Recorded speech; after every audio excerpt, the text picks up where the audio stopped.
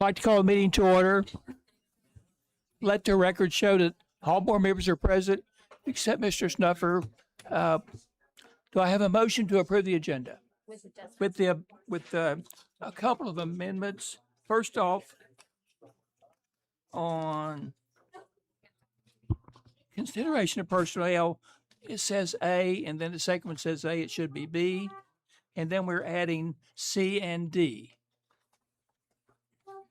I move that we approve the agenda with the two addendums. Had a motion, is there a second? Second. All those favors say aye. Aye. Aye, motion carries. Okay, the first thing is recognitions.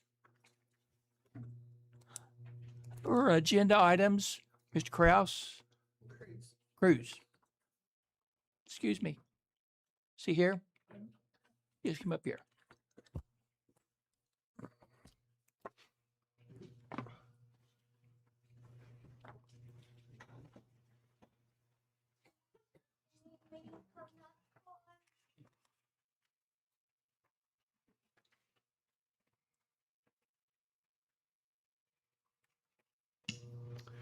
Good evening, Mr. Ford. I guess you're the president for tonight. Members of the board. My name is Jonathan Cruz. I'm a lifelong resident of Raleigh County. I graduated from Raleigh County Schools in the good days. Later spent years working for Raleigh County Schools, and today I stand before you as a taxpayer and the owner of School Bus Solutions, one of my small businesses based right here in Raleigh County. I'd like to comment on the county website since it's on tonight's agenda. Board agendas, meeting minutes, and other public information used to be much easier until here recently to find from the website's homepage. Today, that information takes much more effort to locate, almost impossible to find for the average person. Public information should be easy for the public to access. And while we're discussing the transparency problem we have here, there's another matter. For more than 8 years, my company has proudly served school systems, state agencies, local governments, and other businesses across West Virginia and other states. We've helped schools operate safely, supported student organizations, sponsored community programs, and continually invested back into Raleigh County because these schools and these students matter to us. Tonight, though, I'm not here simply as a business owner. I'm here because I've spent months asking straightforward questions and receiving no straightforward answers. Everything that brings me here started with one email on May the 5th, right here. The email instructed employees to stop using School Bus Solutions immediately until, quote, an issue was resolved. There was no explanation of what the issue was, who made the decision, what policies supported it, or what I was supposed to do to resolve it. In fact, to date, I was never even notified there was supposedly an issue. Today is July 28th, nearly 3 months later, and I still don't know what the issue is, or was, or even if there is one. So I started asking questions. I contacted the superintendent, the transportation director, the purchasing director, and members of this board. I requested meetings, documentation, and one simple thing, an explanation. Why was my business singled out? Who made that decision? What policy and facts support it? If there was an issue, what was I supposed to do to resolve it? And when would it be resolved? Instead, months later, I'm still hearing I have no information to share. There's no additional information, or better yet, no response at all. The questions continue, the answers never come. If a lifelong resident, taxpayer, former employee, local business owner can spend months respectfully asking questions without receiving clear answers, what message does that send to everyone else? Tonight, many people are here because they're concerned about school closures. Others are here because they're concerned about leadership.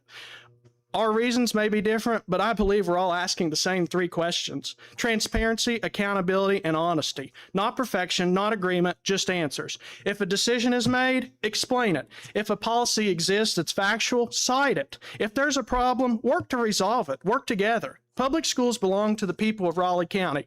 Every decision made by this board affects students, employees, taxpayers, and local businesses. Without transparency, public confidence begins to disappear. So tonight, I'd like to leave this board with some questions and everyone else to think about. How can the public have confidence in decisions that cannot be explained? How can employees trust their leadership if direct questions continue to go unanswered? How can local businesses believe they'll be treated fairly if decisions affecting them cannot be clearly justified?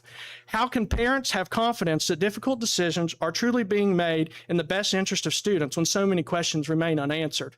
And if this can happen to someone who simply continues asking respectful questions, could it happen to anyone else? And I'm not asking for special treatment. I'm asking for equal treatment. I'm asking for transparency and accountability. And before I close, I'd like to recognize the members of this board who took the time to respond to my emails. You know who you are, and while I still haven't received the answers I've been seeking, I appreciate your courtesy and your willingness to acknowledge my concerns, because it will be noted. To every member of this board, your responsibility isn't simply to vote on agenda items and the ever more amendments we keep adding nowadays. It's to ask questions, provide oversight, and it's to demand transparency. It's also to ensure that the leadership you've entrusted and voted into place to lead this school system is acting in the best interest of our students, our employees, our taxpayers, and the people of Raleigh County. Public trust takes years to earn, but only moments to lose. Tonight isn't about me or my business. It's about whether the people of Raleigh County can have confidence that decisions affecting their schools, their tax dollars, their employees, and local businesses are transparent, accountable, and capable of being explained. My hope is simple, that we choose transparency over silence, accountability over avoidance, and collaboration over conflict. Because public trust isn't built by asking people to simply believe you. It's built by answering questions and working together. And it's built by earning the confidence of the people we all serve. Thank you.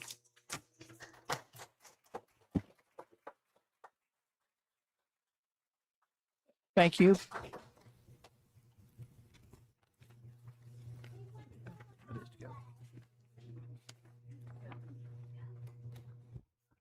And y'all probably know, I failed to mention it. Each one of you who speaks has 5 minutes. Okay? The first one is Senator Roberts.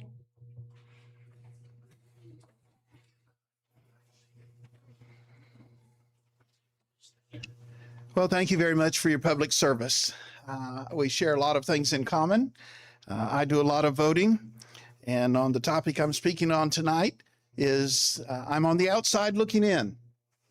And you know, in a larger arena that I operate in on a daily basis, I have a lot of people on the outside looking in. And there are always comments in every vote. Some people will like it, some people will hate it. And that's the way we are when it comes to leadership. When you step out in front and you accept that mantle of leadership, it is what it is. But we need good leaders. We need people who will take the heat when the heat gets turned up. And I thank you for what you're doing in trying to help with things. So I'm here tonight representing my constituents who are concerned about Mabscott Elementary. As I have been informed, the school in the last 10 years has lost about 45 students, thereby kind of being a stable community, and they consider it to be an exception to the rule when it comes to the offerings that they have. Losing 45 students, and according to them, they have about a 68 or 69% occupancy rate. So they haven't fallen terribly down below a standard there that is bad, and they have adequately maintained facilities and good building work that's been done in recent years, so it is in good shape. And a big concern that they have is the special needs students, that as they are disseminated to the other schools, the concern is that those programs to meet those special needs students are not going to be available at the other schools. And so I just wanted you all to know and understand, I think, where they're coming from, the things that they have mentioned to me. And we don't want any of the children to slip through the cracks, of course. We want the needs to be met.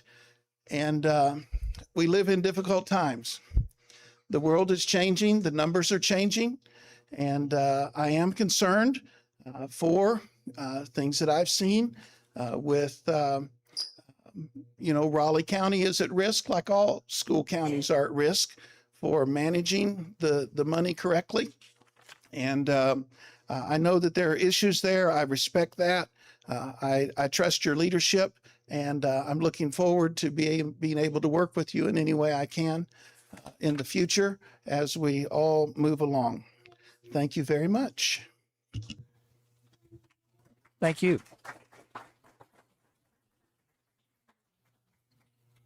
Mr. Lee?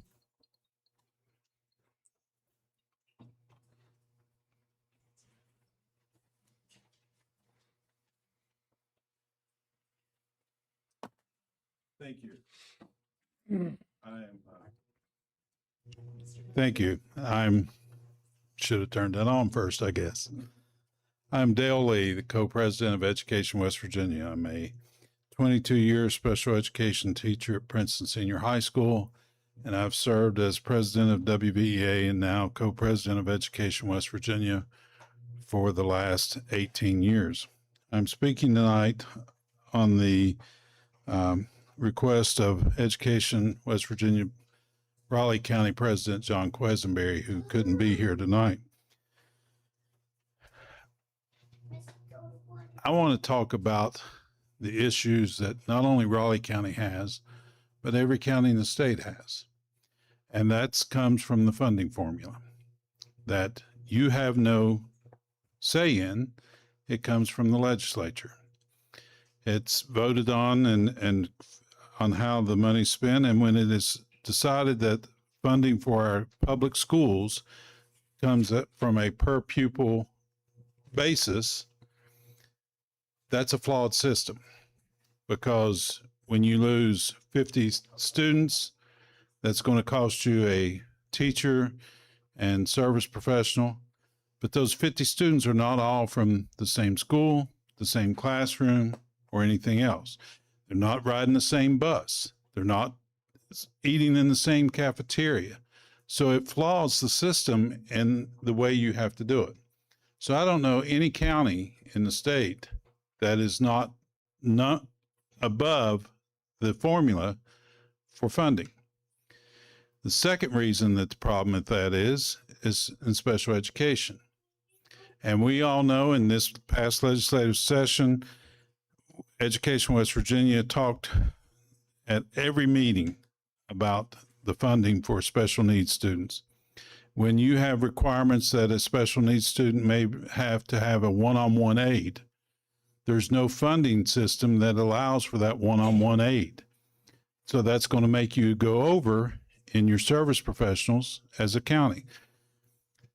It bothers me that on the last night of the session, when everything was crazy, that we couldn't get an additional $14 million for special needs funding for our public schools, but yet we funded the Hope Scholarship at not only a 1-year basis, but 1 year plus 1 quarter of the following year with $290 million. Now, I'm not speaking against the Hope Scholarship.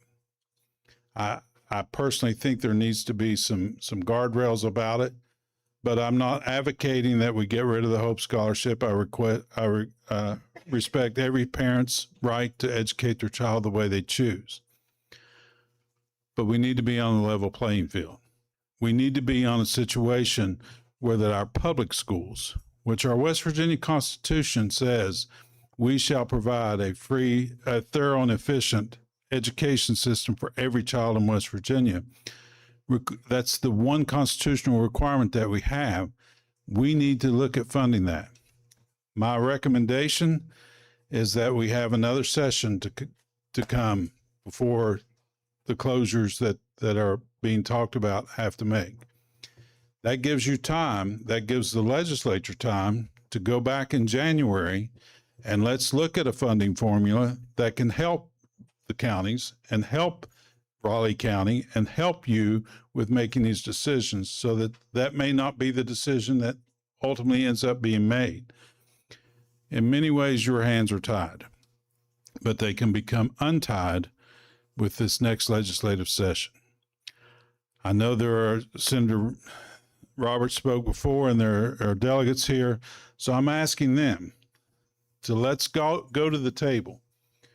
And when I say let's go to the table, that's for our educators, our county superintendents, our boards, to go to the table and figure out a funding formula that is fair and equitable, something that will apply to all of our public schools and help our public schools so that we don't continue to face across the state more and more schools facing consolidations, more and more schools facing closures, more and more bus runs that are having to make 2 and 3 runs because of the distances of what they're doing. We can solve this problem. We can solve this problem. It will take some money, but it will take all of us going to the table. Having us to the table and not being allowed to speak and not being allowed to vote. And I've been there for 18 years. They haven't let me vote once in the Senate or the House. I understand that. I'm not a politician. 5 minutes, Mr. Okay, but I'm requesting again, let's all go to the table and come up with solutions so that we don't face this each and every year and you don't face more and more cuts. Thank you.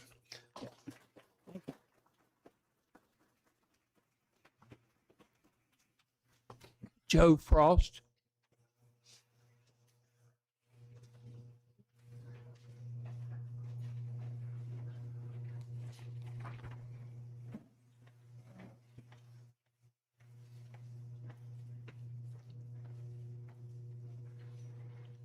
Thank you for your time this evening. I'm Joe Frost, a member on the County Executive Committee with EWV and an experienced teacher, most recently at Woodrow Wilson High School with a nationally recognized robotics and drones teams. I'm here to represent teachers, service personnel, and the majority of those affected by changes in this education legislation that's been happening the first few years. It's really hard to listen to pretty sound bites and nice words about education from people who have reliably voted in their personal best interest for years. They've been elected in Raleigh County, but most importantly, they're serving personal businesses. The Hope Scholarship primarily benefits families that are already enrolled in private school. In a recent conversation, one of those families spoke with me about the fact that they do not take the Hope Scholarship. They do not take advantage of that, but their private school has doubled tuition in the last 5 years. And so it is crippling them financially because they are not taking the Hope Scholarship in deference to other students that are in public education. And it's frustrating to me to hear that, where they are trying not to take advantage of the system and trying to help their family as well. The Hope Scholarship was intended to help families who couldn't otherwise afford educational options or were dissatisfied with the traditional public school system initially. Applicants had to be enrolled in a public school for at least 45 days before applying, but the program is created with the ultimate goal of offering educational flexibility to every child in the state.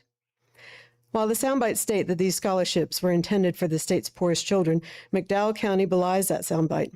In fact, the first few years of Hope Scholarship availability, no student or family in McDowell County enrolled in the Hope Scholarship. Of the stated reasons, a lack of infrastructure, notably the digital divide, and a lack of resources, an opportunity divide, both interfered with this opportunity, this scholarship for those students. Who then benefits from the Hope Scholarship? Out-of-state, for-profit educational providers mostly. How does that affect us today? County education systems are hemorrhaging students. Enrollment is dropping, and experienced professional educators who have made education in West Virginia their vocation are losing their jobs. The small schools that we know and love, serve our children the best, are closing in deference to corporate greed as our elected representatives send our tax dollars out of state and away from our very own children, our neighbors, and resource networks. What does this mean here? Reduction in force season is brutal. Elementary schools that are not just schools, but community resources are closing, and children are not being served, notably those in special education. They have no voice, those children. Not only are our children not being served, but the most vulnerable that need more funding per day, more resources, and more support are not receiving those benefits. The most vulnerable of our student population do not have reliable access to this benefit because, let's face it, the Hope Scholarship is another form of legalized, I'm trying to find the most palatable word, separation, allowing some special children to get their needs met in a more privileged way than those that do not have the resources, even reliably, to apply for the Hope Scholarship. thus overburdening public schools in yet another way. Our teachers are overwhelmed. Our service personnel are overwhelmed. Our bus drivers are overwhelmed with the increased needs of our proportion of special education students, while the funding formula only allows for a limited amount of support for our special education students, regardless of the proportion of special education students in our schools. The RAND report was requested, and our failings were studied, and the report was given. Possible solutions were given. That information was given to the legislature, and very little happened. It was studied, it was discussed. Legislation stayed the same. There was a lack of willingness to adjust the funding formula to reflect the current reality in West Virginia. Our state education system is struggling with a crisis created by our very own legislature, our representatives, and assisted into that crisis by people here. The state funding formula needs to be changed. We should all be interacting with our representatives, requesting changes to reflect our current population and its needs, not the needs of out-of-state corporations, especially those in California, profiting from our lack of vision about how to support education. If hope continues in its current state, lack of accountability, we need to increase accountability, and we need to work for more benefits for our most vulnerable students. Thank you all very much.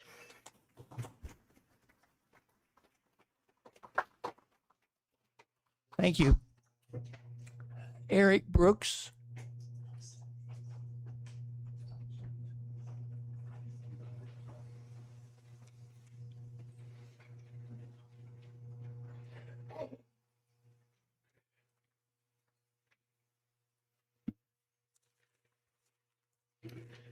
Good evening. Madam Superintendent, Mr. President, and members of the Raleigh County Board of Education. Thank you for allowing me to speak this evening. My name is Eric Brooks, and I have the privilege to serve the citizens of Raleigh County in the West Virginia House of Delegates. My colleague, Delegate John Jordan, regrets that he cannot be here this evening, but has asked me to speak on his behalf as well. I'm here because I believe Mabscott and Cranberry Prosperity Elementary Schools are worth fighting for.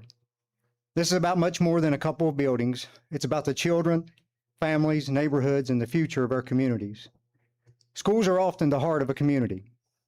They are where students learn, where parents volunteer, where teachers invest their lives, and where generations of families create lasting memories. When a school closes, a community loses more than a classroom. It loses part of its identity. Every decision made by this board should begin with one simple question: what is best for our students? I personally believe keeping these schools open is that answer. I also recognize and understand the problem this board is facing is not of its own doing. The problem lies higher than the Raleigh County Board of Education. It relies on the bloated bureaucracy at the state level. You are simply caught in the middle. Neighborhood schools provide stability. Our children benefit from attending schools close to home, where parents can be involved, where students know their teachers, and where strong relationships develop between families and school staff. Those relationships are difficult to replace when students are moved to larger, more distant schools. Closing Mabscott and Cranberry Prosperity would mean longer bus rides for many students. That means earlier mornings and later afternoons for our kids.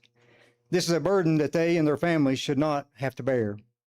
I understand that difficult financial decisions sometimes have to be made. Like I said, this board is simply caught in the middle of a statewide financial mismanagement. However, before closing schools that have served these communities so well, I respectfully ask the board to exhaust every alternative. Explore every possible option before making a decision that cannot easily be reversed.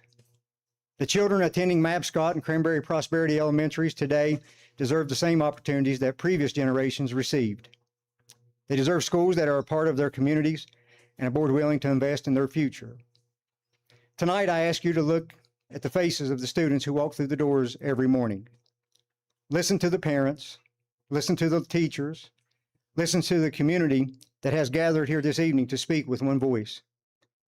Leadership is often measured by the decisions we make when faced with difficult options. Tonight, I respectfully ask you to choose our children, choose our communities, and choose hope for Mabscott and Cranberry Prosperity Elementary. Please choose to keep these schools open. Thank you for this time to speak this evening and address this gathering. May God bless you, and may God bless the children of Raleigh County. Thank you so much.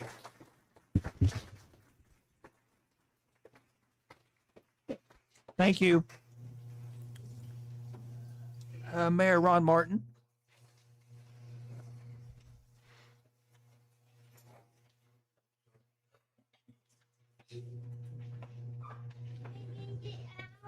My name's Ron Martin. I'm the mayor of Mascot, and I'm also been a retiree from the Board of Education. So I drove at every school you guys are talking about: Crescent, Hollywood, Cranberry, Mascot. There's no school I have not drove or worked at.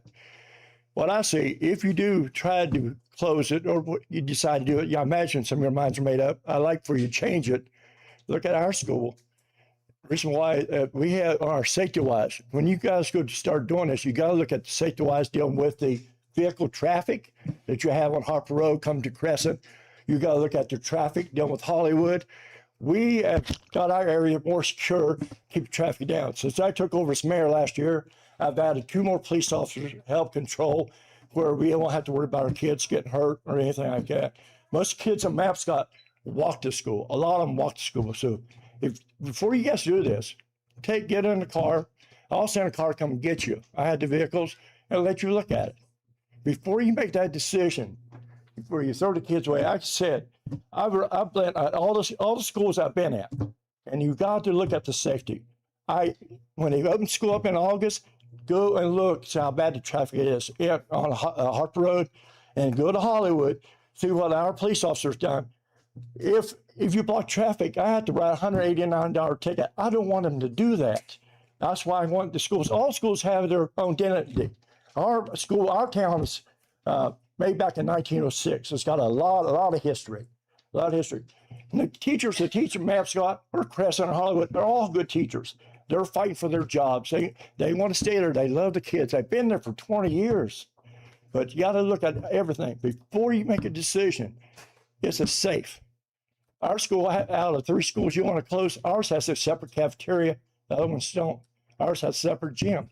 Yes, I'm going to fight for my school because that's where my kids went to. That's where my grandson goes to. That's where my great-grandson goes to. So I'm going to fight for it, But I find it very appealing to keep my school open. And you can ask the teachers, I know a lot of them.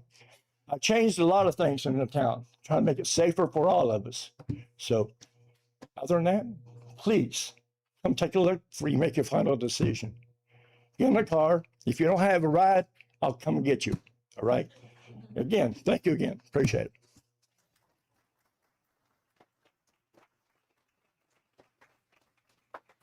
Thank you. Mr. Cruz again.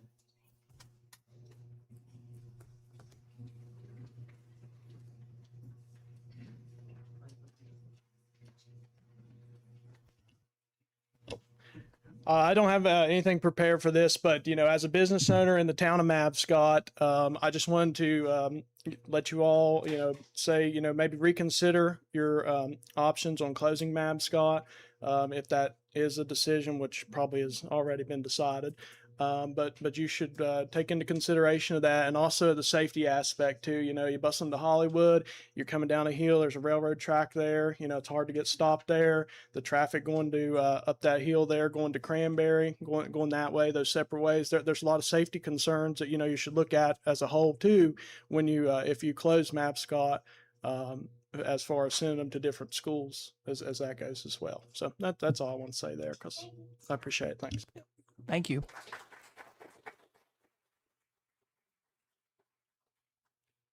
Kelly Gano.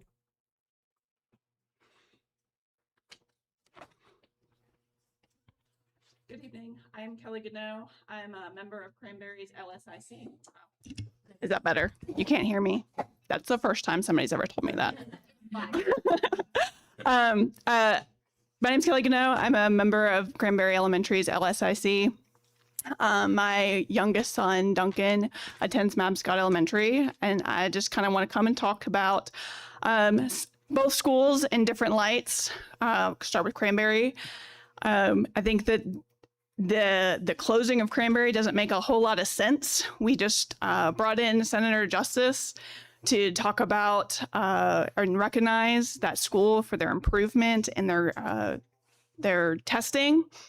And so I'm not sure that I completely understand the reasoning behind shutting down Cranberry, but I do want to shine some light on the culture at Cranberry and how they just band together to make the life of their students better.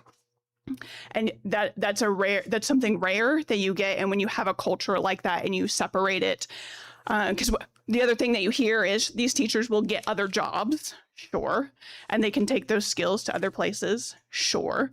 But when you separate a culture like that, you kind of lose that light.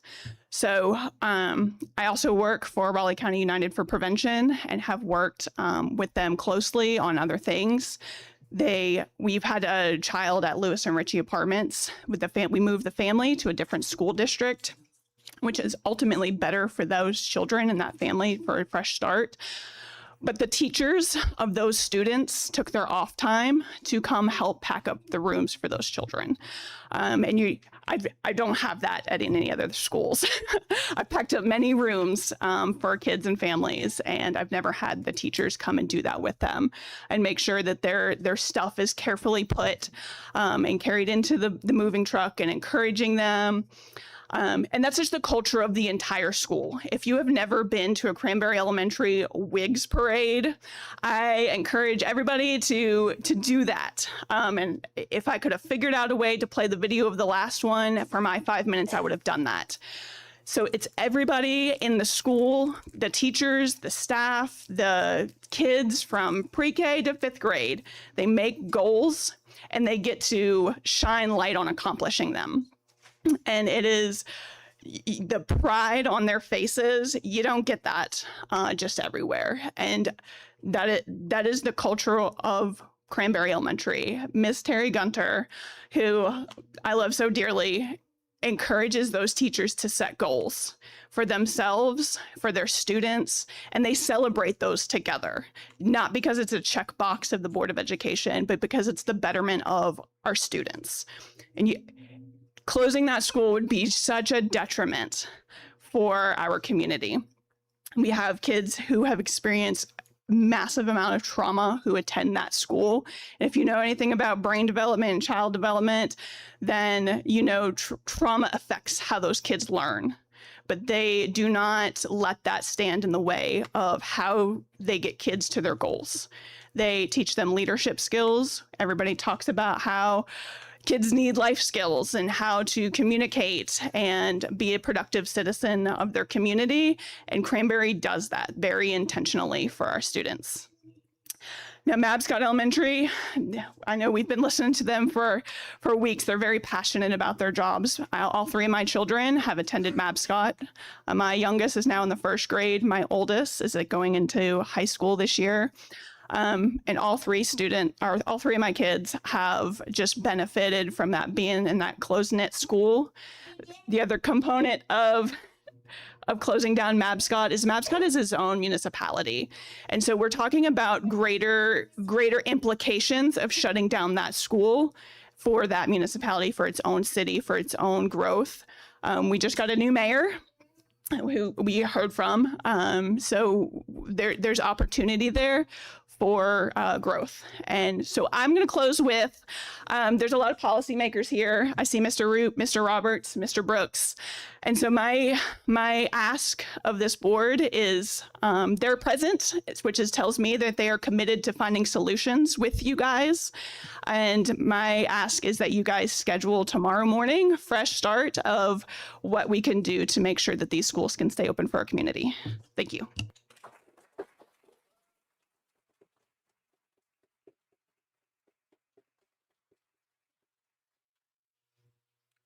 Molly Williams.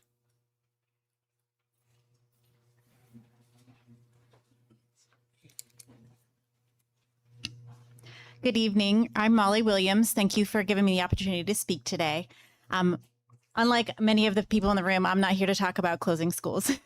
I'm actually here to talk about a proposed program that Raleigh County Parks and Recreation is partnering with several other agencies to bring to Raleigh County. I moved here 11 years ago specifically for the Parks and Recreation that is available in this region. After my kids started to go to school and after I took this position, I quickly realized that many of the students in Raleigh County do not participate in outdoor recreation, especially with the world-class recreation available here. So with many partners, including AmeriCorps and Stewart's Individual Placement, the City of Beckley, as well as WVU Tech's Extension, 4-H, and many other commercial organizations are willing to partner with us to help get Raleigh County students outside.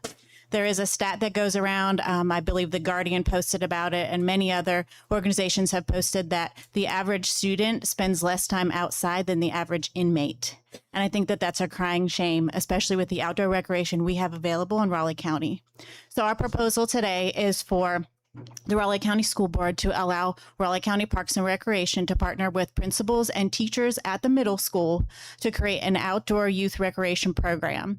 This program has a couple different ways that we can approach it. Levi's going to speak after me. He has more information, but what this program can do is we can come into the schools and be a part of the classroom, or we could be a club outside of school that meets outside of school. This program will educate students about the recreation in our community, as well as how to maintain our community and the economic development that is involved with outdoor recreation. Within these courses, the students will also learn how to take care of the gear and to learn leave no trace and make sure that we're taking care of our outdoor assets that we have. This program will also give these students skills that they can enter the workforce with within the outdoor industry, which is growing fast in our community. So my ask today is to please allow us to work with your teachers in the middle schools, your principals in middle school, and create an amazing youth outdoor adventure program for our students. Thank you.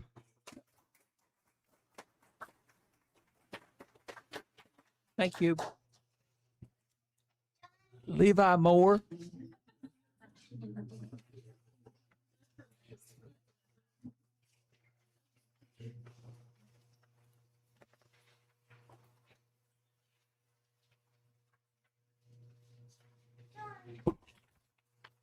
Sir.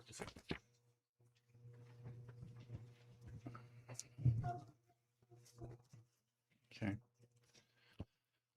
Ladies and gentlemen of the board, thank you very much for your time. I appreciate it. As Molly has already mentioned, what we're wanting to discuss today is the Raleigh County Youth Outdoor Adventure Program that we are working to establish within the county middle schools. Currently, the first year, we have broken it into two phases. Phase one being what we are calling the summer introductory series events. They are 3 events, the first one being hiking, the second one was stand-up paddleboarding, and the third one will be mountain biking. The first 2 have already happened, and we've already had participants for those 2 completely free and experiencing things that they have not yet been able to experience on their own. The next one, the mountain bike event, will also be completely free for participants. And what we're hoping is that youth who have not had the opportunity to experience these activities can come and not only experience them, but learn how to safely do them as well. A recent study done by Raleigh County United for Prevention of All Public Middle and High School Students, funded by the Raleigh County Commission, asked a very interesting question. What activities do you want to be able to participate in? The responses were quite illuminating. The largest percentage of responses at 19% of the children of Raleigh County middle schools and high schools was a desire for outdoor activities. The second largest percentage at 13% was for sports opportunities for all youth players. Additionally, in a recent conversation with a school superintendent, the question was asked, what is the largest issue an outdoor adventure program such as ours could ideally help the Raleigh County school system address? To which the reply was a very definitive truancy. The truancy issue would be directly tackled by the built-in point system our program has concerning school attendance, grades, club meeting attendance, optional, environmental stewardship activities, and scheduling responsibilities, among other things. Our middle and high school aged children have spoken to us, and they want to be doing outdoor activities. They want sports options outside of the standard offerings, options that better align with their own personal interests and goals. They want adventure. They want challenges, and they want to be kids the same way you and I were kids. The Raleigh County Youth Outdoor Adventure Program does exactly that. We want to help them find their wild. In the packet that I've given you all, the second page is an example of how the programming could look within the schools. What we're ideally wanting to do is have a 4-week adventure process. The first 3 weeks are them learning about the adventure, interacting with the gear necessary for that specific adventure, and then learning how to safely do things like putting on a harness, getting into a raft, the proper way to put on helmets, because not every helmet for every activity is the same. Putting on ski boots if you have never put on ski boots. These are the things the first 3 weeks would introduce them to. Week 4 would be the adventure, taking them mountain biking, taking them rock climbing, taking them orienteering, and of course, taking them whitewater rafting, because we have world-class whitewater rafting right here. The second you will see is just an example of how we can, I'm sorry, the next page is just an outline of the intent of the program. And then lastly, you will see what we would like to be able to send to the principals. And that is our ask. We want to have access to the principals so that we can start working with them to build the programs specifically in their schools so we can tailor it to their needs and how best works for them and the children, the middle school children of those schools. Thank you very much. I appreciate your time.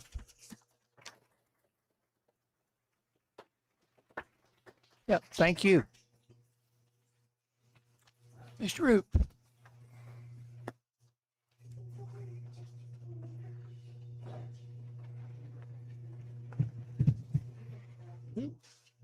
Thank you. I appreciate the opportunity to speak today, and I'm not going to speak for 5 minutes. I have 2 regrets, though, as I stand here. One is Gordy Roop's not here, and 2, Rick Snuffer's not here. But let me just say that I do not envy the job that you guys have. It's a tough job, and it's limited by the state board of education, the state legislature. We can point our fingers at everybody. But I remember as a parent and sitting back here having a passion for what my kids were going through. And I remember that. And it hadn't been that long ago. My kids went to Maxwell Hill, to Beckley Stratton with Miss Polly, and graduated Woodrow, and proud to say one's at the osteopathic school now and one's at Virginia Tech. But I'm here today as a parent, as a citizen of Raleigh County, not as a delegate, not as a county attorney, or not as just an attorney. I think there's more than numbers. I can give you 210 students at Mabscott, 240 at Cranberry, 450 students that we're going to displace maybe in their first grade year, maybe in their 4th grade year, 5th grade year, but we're going to move them in the midst of what's comfortable for them. What is very important to their education is what's comfortable. They know their friends. Now, next year, if we would happen to close, where's Johnny? Where's Billy? Where's our friends at? And a dilemma, that's exactly what we're going to cause. And I can give you numbers. It looked like when I was trying to last night look up some numbers on how much money you're going to save by closing Mabscott or Cranberry. Let's say 400,000. Maybe even let's increase it to 500,000. We're going to save 500,000 if we just look at the numbers. But then I printed off county taxes. Now, this is just real estate taxes that everybody in here pays, that I pay, that you guys pay. 2026, this year we just finished, you received $44,493,455. from our real estate taxes. Next year, or this coming year, school year, you're going to receive $47,451,942. And I realize some of those are restrictive funds from the excess levy, but that's almost $3 million that we're going to have. And I really believe that we need to think beyond the numbers. If we're just looking dollars of cents with Mr. Butcher and Mr. Click, and we're just checking off the numbers, we still got $2.5 million extra if we keep the school open. Now, let's look outside of the numbers. Let's look at the human aspect of it. Let's look at what does it mean to these young students if they get picked up in their 4th grade or 5th grade year and moved to a different school and plugged in somewhere, and their friends end up going somewhere else. What are we going to do? What are we doing to that student? What are we doing to that kid? What are we doing to that family?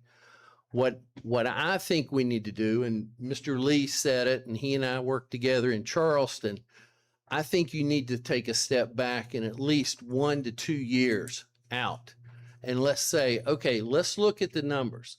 Let's give the legislature an opportunity to fix the antiquated formula. And we all agree. We can all talk about the formula. We can all talk about, Dr. Starcher and I talked about it. She tried to educate me, but I'm a little slow. So she wasn't able to in one session. But I really think, take a step back. I would encourage you.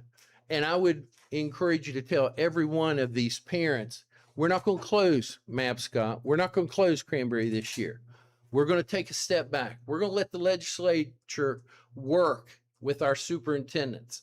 And let's come up with a number and a formula that'll work, that'll save these schools. Raleigh County, I sing everyone's praises down there because I hold Raleigh County at number 1.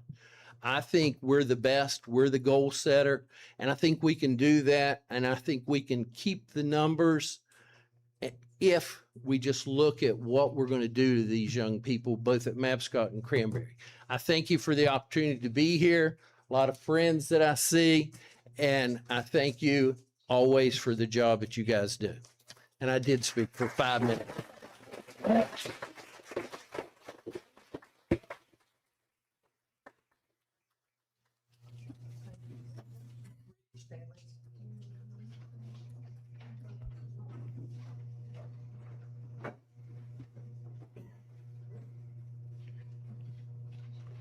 Good evening. My name is Brittany Stanley, and for the past 8 years, I have served as the moderate special education teacher at Cranberry Prosperity Elementary School. After 8 years in the moderate classroom, I recently accepted another position within Raleigh County Schools. Leaving was one of the most difficult professional decisions I have ever made because I truly love this work and the students that I served. Part of that decision was influenced by staffing reductions that impacted our classroom specifically. Like many educators, I found myself trying to meet the significant needs of our students with fewer supports available. Ultimately, I stepped away because I did not believe I could continue providing the level of service and attention these students deserve without adequate staffing in place.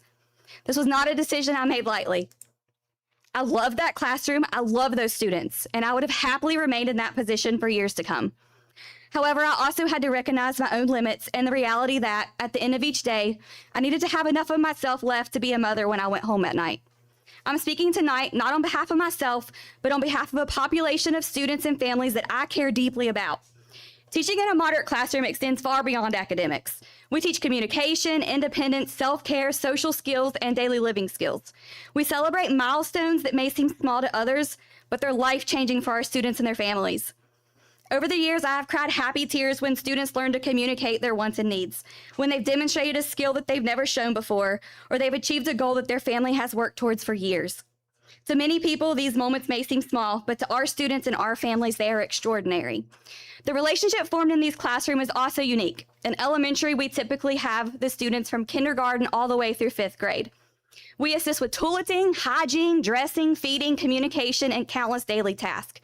We provide hand-over-hand support, comfort students when they are upset, and we celebrate with them when they succeed. And we work very closely with the families every step of the way. These students truly become our kids. Because of that, the success of a moderate classroom is not determined by the building it is housed in. It is determined by the people that are inside of it. Many of our students cannot go home and fully explain their day to their parents. They cannot always tell their families what they learned, how they were treated, or whether their needs were met. Because of that, parents place an extraordinary amount of trust in the adults who care for their children each day. Families need confidence that the people working with their children are not simply filling a position. They need educators who are patient, compassionate, committed, and properly supported so they can provide the level of care and instruction these students deserve. As educators, we see our students for a school day. Their families live this journey every day of their lives. Parents of children with significant disabilities spend years advocating for services, therapies, supports, and opportunities for their children. They celebrate every milestone right alongside us because they understand how hard their child worked to achieve it. I would like to acknowledge the recent decision to establish the moderate program at Bradley Elementary. I had parents contact me yesterday about that. And I do appreciate that that decision has been made and that does provide a greater long-term stability for these students and their families. So sincerely, thank you for everyone that worked together to come to that decision. My hope is that as this transition takes place, equal attention will be given to ensuring that the program is staffed, supported, and equipped to meet the unique needs of the students that it will serve. I also hope that the Office of Special Programs will continue investing in the professional development opportunities that have been so valuable to teachers serving this population.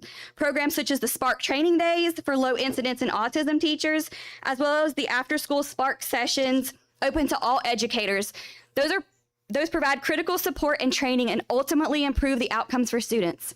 If the teacher selected for this position is new to the moderate classroom, I encourage the county to come alongside them and provide the guidance, the mentorship, and the support that is necessary to build a program that Raleigh County can be proud of.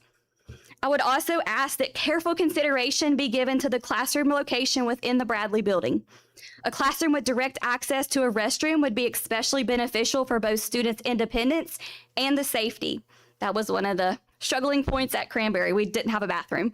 Many of our students require assistance with toileting and personal care, and having those facilities within the classroom improves safety and the dignity for both students and staff.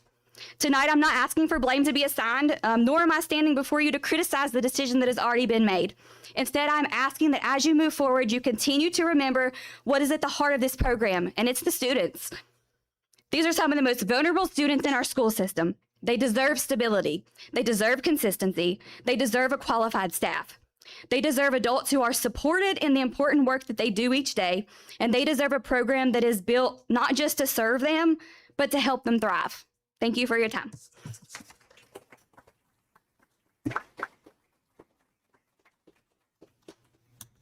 Thank you. Kelly Slade.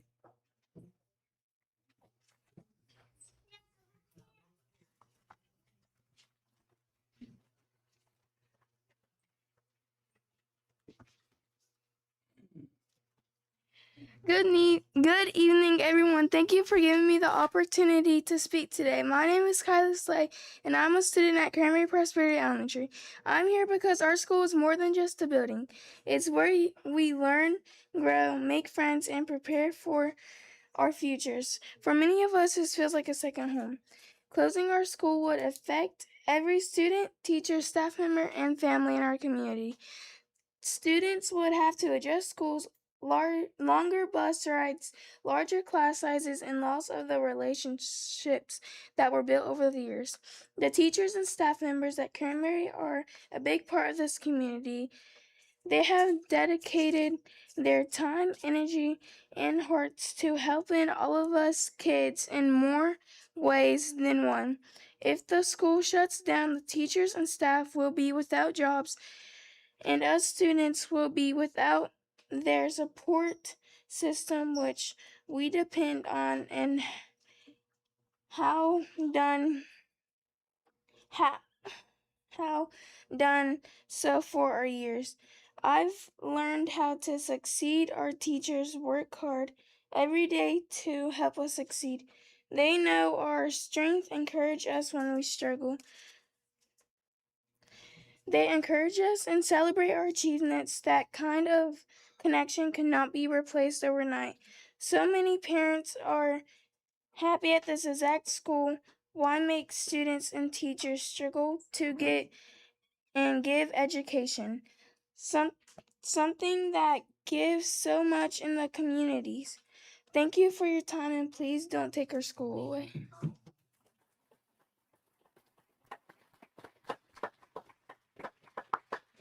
Thank you. Holly Dornell.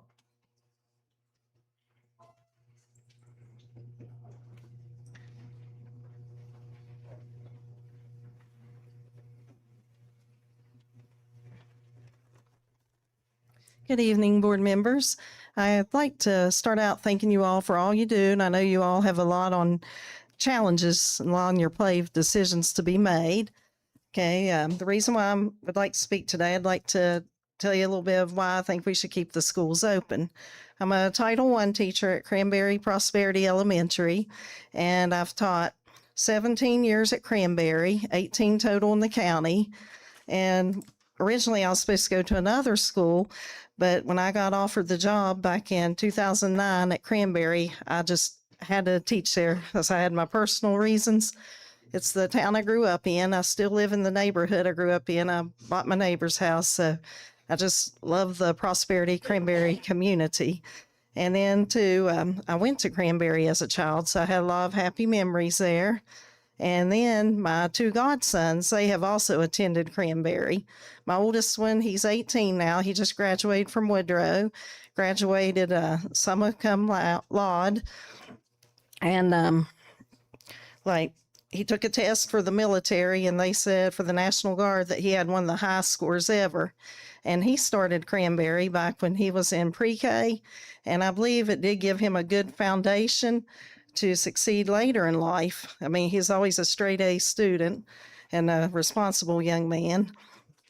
And one thing that makes kids successful that come from Cranberry is that we have the Leader in Me program. And it teaches kids like ways to have good behavior, integrity, and then also ways like jobs, responsibility. For instance, we have student jobs at our schools, and we have clubs, and then we're a part of the folk team where they bring food to our kids because we have a lot of kids in poverty. So, and then we have a folk team that they do it privately, puts bags in lockers for kids that may not have anything over the weekend to eat. So it's a really good program, and our kids are happy at Cranberry, and I'm sure the other schools are good too, but like I know enrollment's a concern, but then and I know there's a lot of financial issues to think of, but small classes aren't always like a bad thing, because during the non-traditional learning during COVID, we had smaller class sizes where we had kids alternate schedules, and I felt like with smaller class sizes you could instruct kids more, you could give them more one-on-one attention. And another reason why I think our schools should stay open, we do a lot with our kids. Like we do clubs, part of the leadership team, our wax museum, and then we have field day at the end of each year. And then with being a Title I school, we also have extra support for our kids. Like we look at their test results, we group them based on test scores, and then we talk to the teachers too. So you think they really struggled here, or do you think they could use some extra support? And we'll go from there and group them and watch their progress and meet with parents. So I think that we need our small school, our Title I school. And then you never know when people might come into the area and our population could go up again. And then another reason why I think we should stay at school, we have a nice building. We've had several purchases over the last few years. Like within 10 years, I think we've had a new heating system in our school, and I know it cost quite a bit. And then we've had a new gym floor put in and bleachers, a new roof. That was just like 3 years ago. And this past year, we had new playground equipment. And the kids have been really happy with the playground equipment. Yeah, I have a younger godson that's 8, and I know he was thrilled when we put in new playground equipment. And then too, these kids have friends.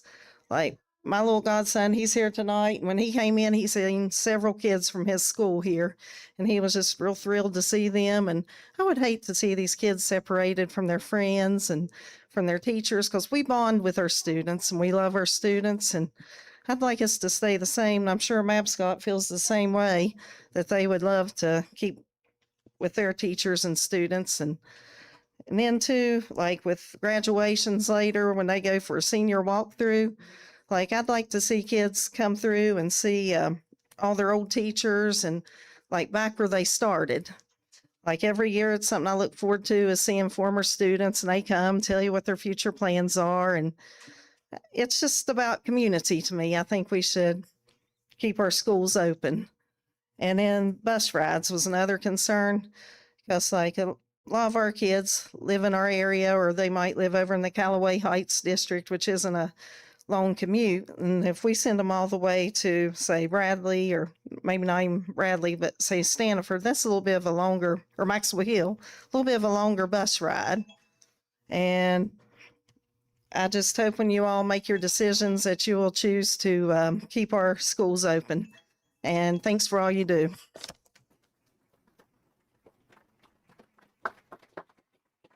Thank you. Tiffany Butler.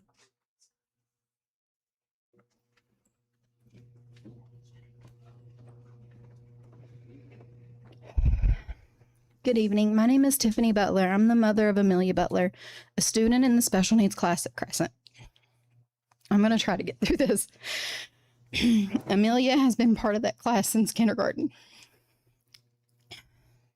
Over the past 3 years, I have had the privilege of watching her grow. I know that it's probably nothing that you're going to change, and I'm very aware because of Tammy Akerd being so wonderful and reaching out and letting me know about Bradley being the next step. But because of personal issues that I have seen out of Bradley, I do not think that that is a place that the kids from Crescent need to be. I'm here because I believe the closure of the class at Crescent is a mistake. I understand the decision is being done because of budgets. I understand and respect that it has to be done, but a budget is more than a number on a spreadsheet. It is a reflection of your priorities. When you choose where your investments, we are also choosing what kind of school district we want to be. For these students in this class, this is not just a classroom. This is a place where they get individualized instruction, build confidence, develop friendships, and learn the skills they need to become independent as possible. This is a place where they feel safe. As Amelia's mother, I have seen firsthand how this class has meant to her. They have encouraged her, challenged her, and celebrate every milestone she has achieved. The teachers and staff have created an environment where she has been able to reach milestones we did not ever think she would get. Amelia is also very medically complex, and having the classroom at Crescent is not only important for her education, but for her safety, as Crescent is one of the closest schools to a hospital, which is major for the families. With the added measures of having that for children like Amelia, those concerns matter. Closing this class may save money in the short term, but it will impact these students for years to come. Many of them have thrived because they receive constant support in an environment that meets their needs. Disrupting this can... I wish I could have played you a video. I'm not even going to be able to finish this speech. You're doing fine.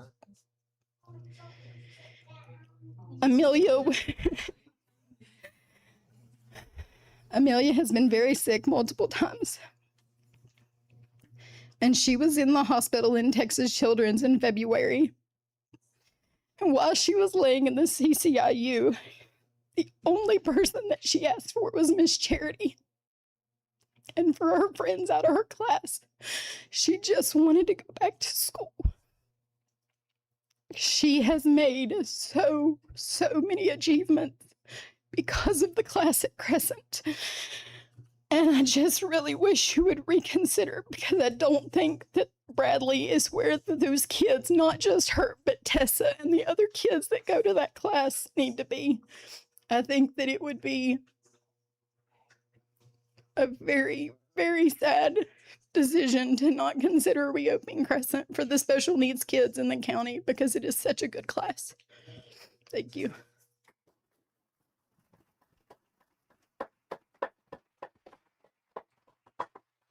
Thank you.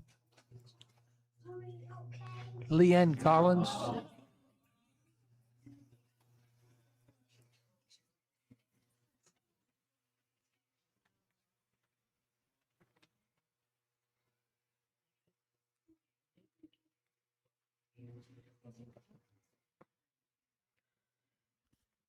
Good afternoon.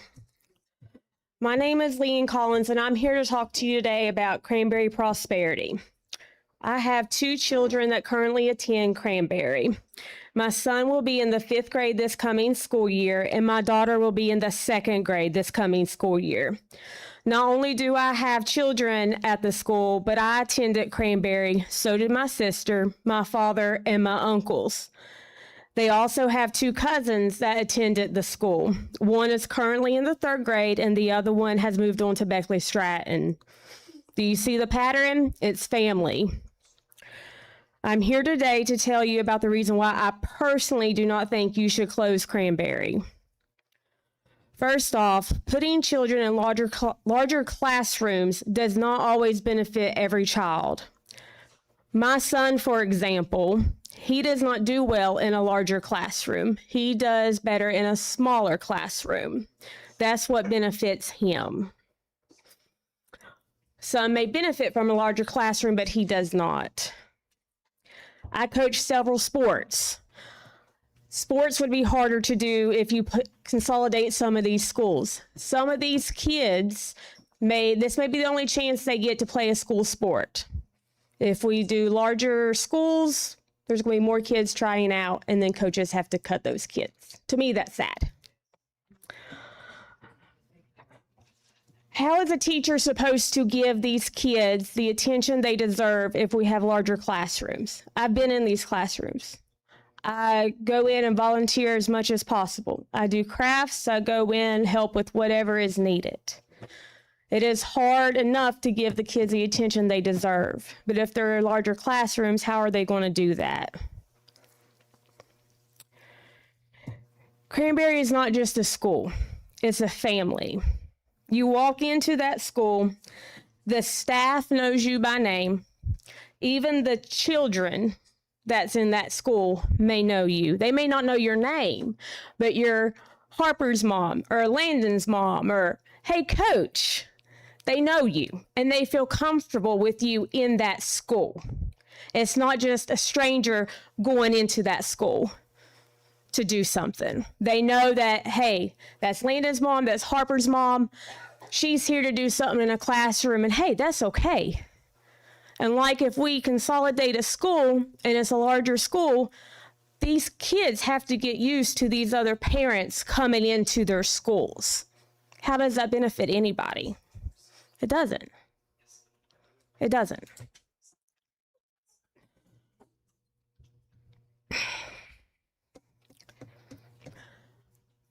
Like they said, Cranberry offers student jobs.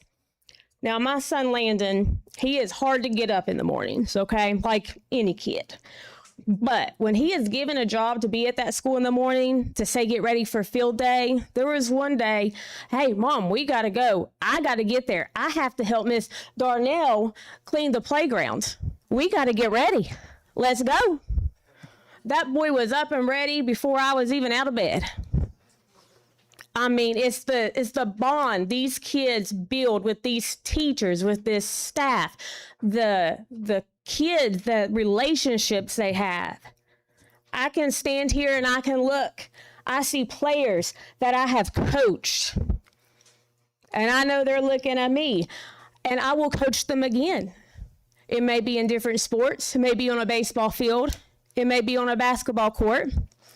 But you know what? They'll remember me. But hopefully it's at Cranberry. But Cranberry is more than a school.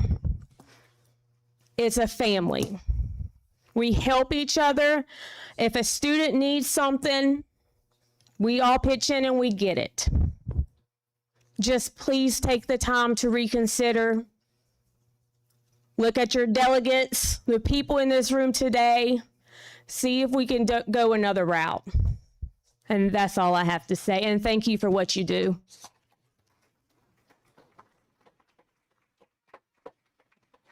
Thank you.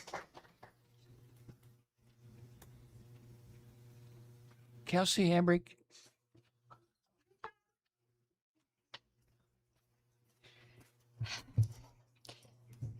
Good evening. My name is Kelsey, and I'm the proud mother of 3 children who have attended Cranberry Prosperity Elementary School for the past 7 years.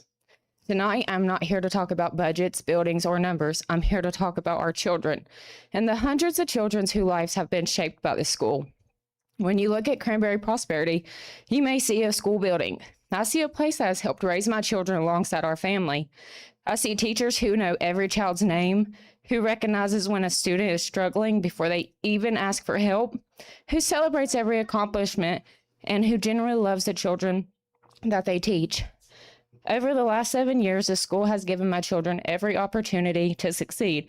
They have maintained straight A's, earned honor rolls, and had outstanding attendances. They have learned that hard work, kindness, and respect matters just as much as good grades. My oldest son was chosen by the teachers and staff at Cranberry for a legacy leader, an honor that means his name will forever remain on the plaque displayed at the front of the school. That recognition wasn't earned because he simply just showed up. It was earned because the teachers and staff at Cranberry Prosperity believed in him, encouraged him, challenged him, and helped him become a leader. All 3 of my children have excelled academically, in sports, leadership, and in character because of the environment the school has created. Those accomplishments belong not only to my children, but also to the teachers, staff, administrators, and every person who has invested in them over the years. There is another part of this that numbers cannot measure. My children have attended Cranberry since they were 4 years old. The school is where they learned to read, where they met their first friends, and where they found teachers that believed in them, where they celebrated their accomplishments, and where they grew into the young people they are today. Like so many parents, I've always dreamed of watching my children walk across the elementary school halls where it all started. I want them to stay with the same classmates, the teachers, and memories they have built over the years. This is not something to replace. I understand that difficult decisions sometimes have to be made, but I ask you to remember that behind every enrollment number is also still a child. Behind every budget line is a family. Behind every classroom is still a teacher who has dedicated their life to helping our children succeed. If Cranberry Prosperity closes, our children won't simply be moving buildings. They're leaving behind relationships that have taken years to build. They will lose teachers who know exactly how they learn, classmates who have become family, and a school community where they feel safe, supported, and valued. I'm also concerned about what this means for every child involved.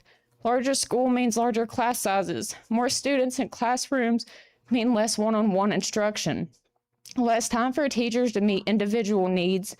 Fewer opportunities for students who may need extra encouragement.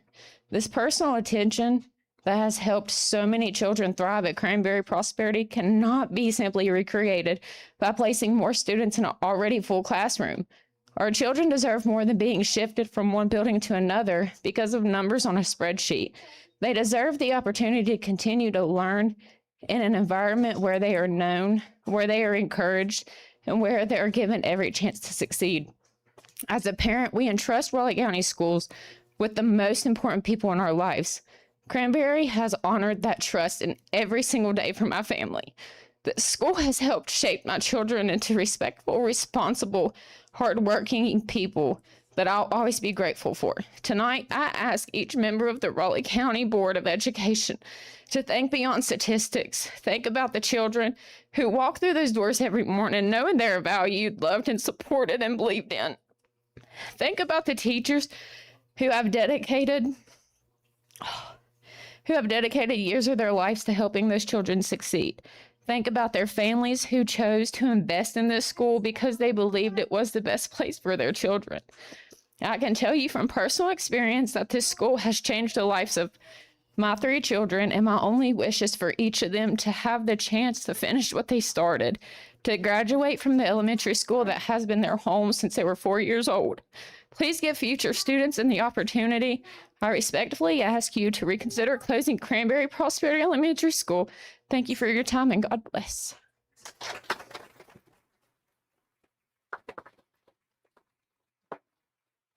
Thank you.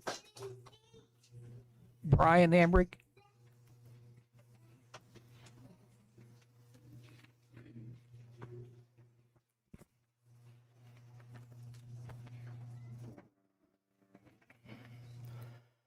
Good evening, members of the board.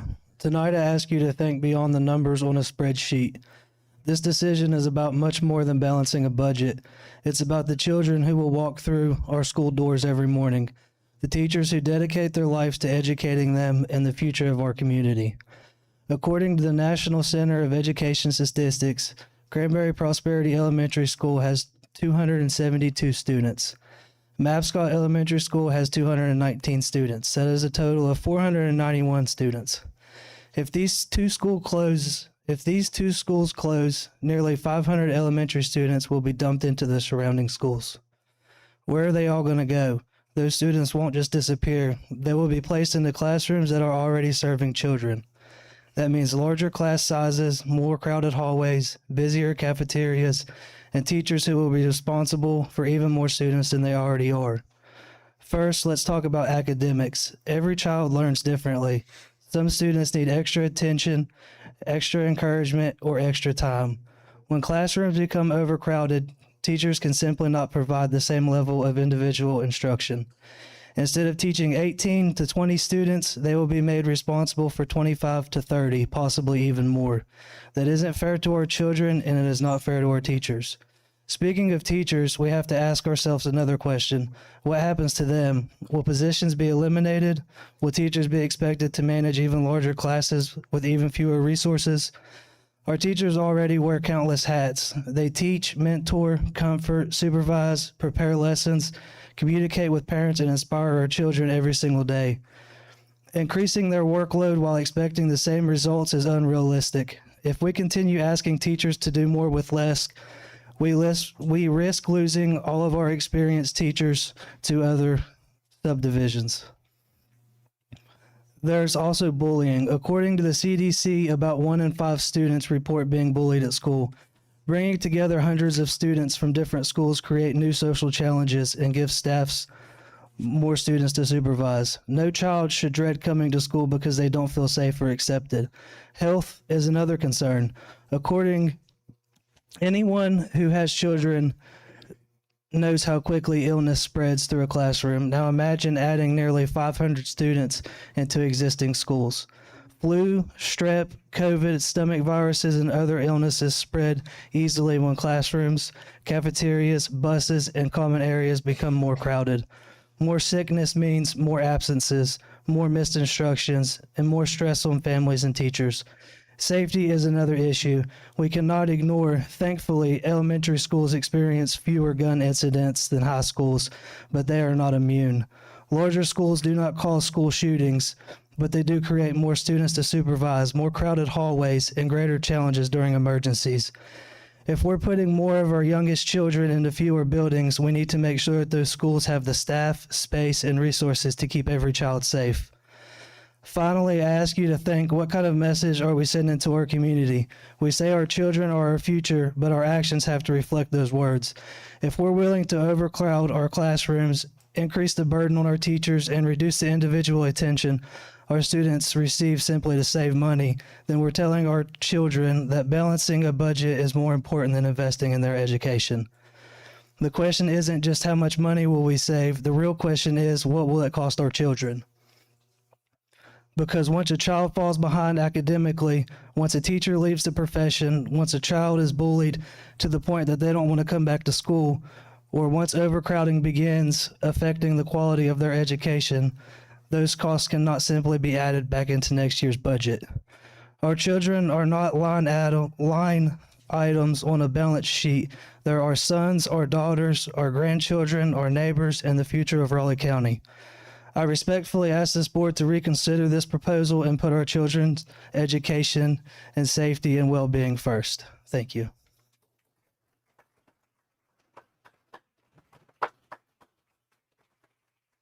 Thank you. And we thank all the speakers tonight. And we're moving on with our agenda. That's all the speakers we have signed up. You're certainly welcome to stay, but if anybody needs to leave, that's okay.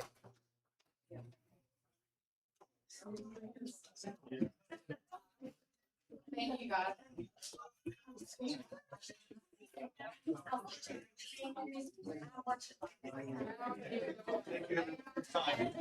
Hey, coach a Nike team. I'm sorry. I coach a Nike team in Dallas. Yeah. So that's who we're partnering with for the August event. Okay. When is it? It should be the 11th.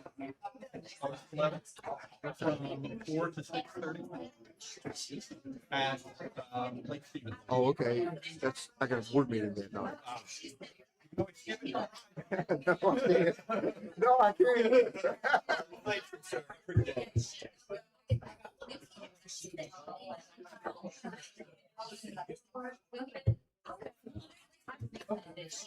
Mr. President, do you get to go to the bathroom in the middle of meetings?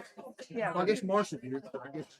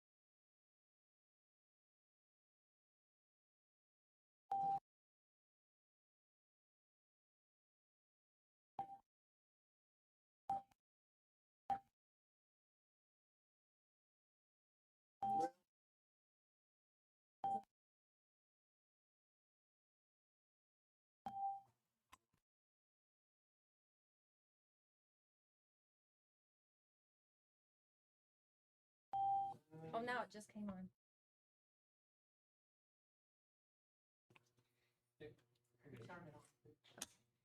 It's on. Thanks. Okay, moving right along. Communication reports. Dr. Hutchins. Well, one good thing I did was I went to the graduation and the pinning ceremony for the LPN class at ACT. And that's always a nice thing because, you know, ACT does such special things anyway.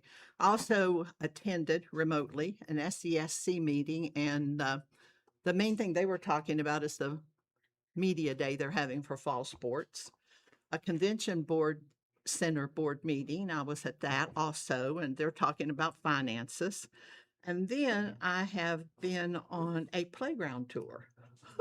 So I have been looking at playgrounds in Raleigh County just because we put in the new playground at Crescent, and I was by there, and I happened to be in other communities. So I just took the opportunity to look. The one at Crescent is really nice. The one at Coal City is great. Daniels, that's beautiful too. The one, I do have a question about Daniels though. I didn't see a pre-K playground. That is something we are working on. We Okay. had bid out the site work previously, but I think we only had one bidder, so we're putting that back out to bid, and Okay. that is underway. The playground's been, I believe it's already been designed. Where's it going to be located? Mhm. Where the old one was, Yeah. okay. So that's underway. Okay. And Hollywood Elementary, oh, that's a beautiful playground too. And but I do have a question about Hollywood. I know that at Hollywood we have, and I think it's the only severe class in the county at Hollywood. And is that playground handicapped accessible? It didn't appear to me to be.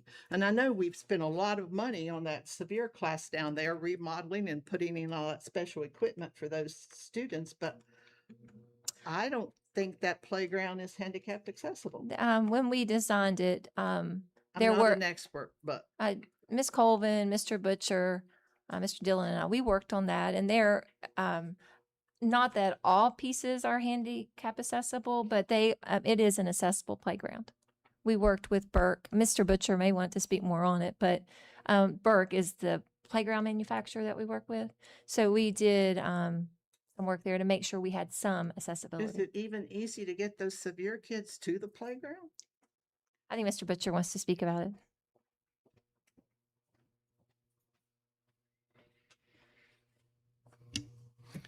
So there is an accessibility issue on the back side of the playground. Okay. Getting someone that's wheelchair bound to the handicap swing set.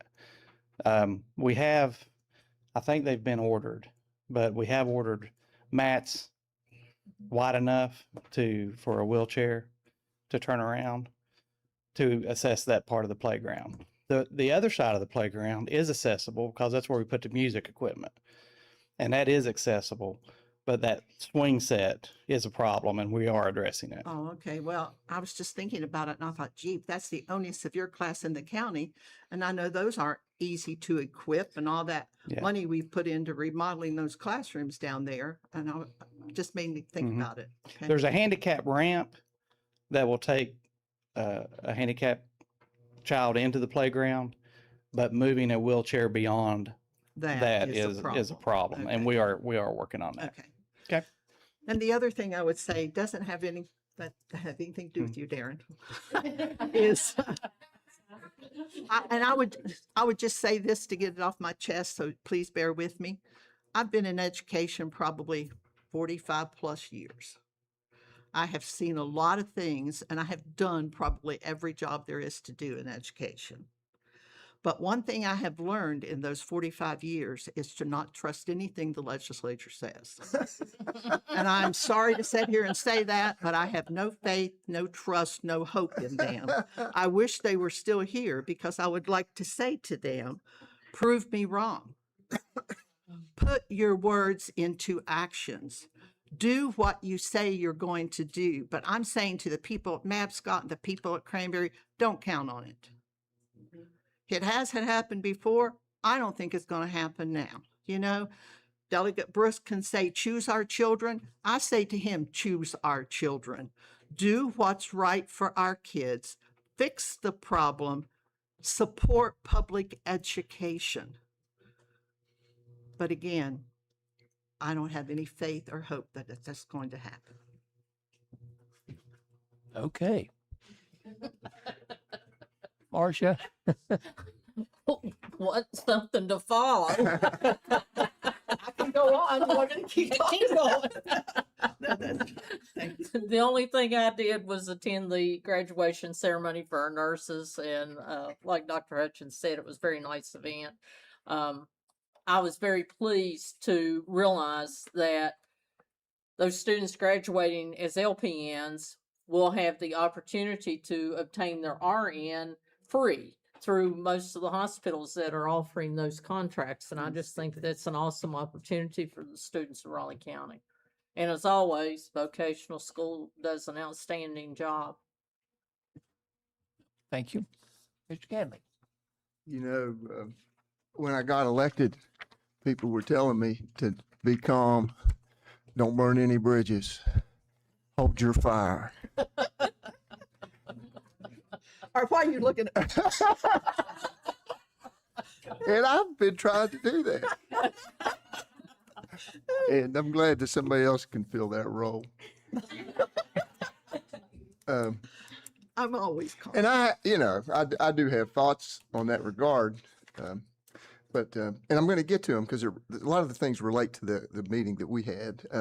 The LPN graduation, outstanding. A lot of adult changed lives there. Yeah. Really powerful stuff. There was one person there that got an award for perseverance.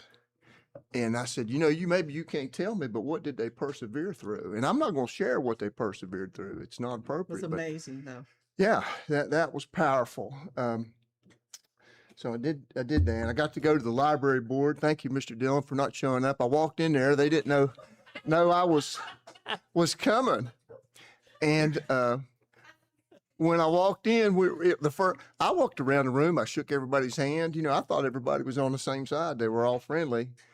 And I found out that you needed to be friends with people, but I found out one of the people that I was shaking hands with was there as a grievance, and I walked in, that's the very first thing we're doing. We've got attorneys and grievances and going into an executive session. I thought, wow, this is a serious business, and intense work is what this is what I'm saying. But they do good work there. Most of the time when you dig right down into it, people are trying to do right and do good. And I was really impressed with the library board. And you're probably on vacation. It's all right. Well, we had a quorum, so it was fine. I'm joking, of course. I'm looking forward to serving with you. And then the other thing that I did was I went to special ed office. I went to some training there. They told me it's only going to be 30 minutes, but and this relates to some of my extended comments. Tammy and Lori just kept going on and on. It wasn't me. No, it was me. And God, they were very gracious.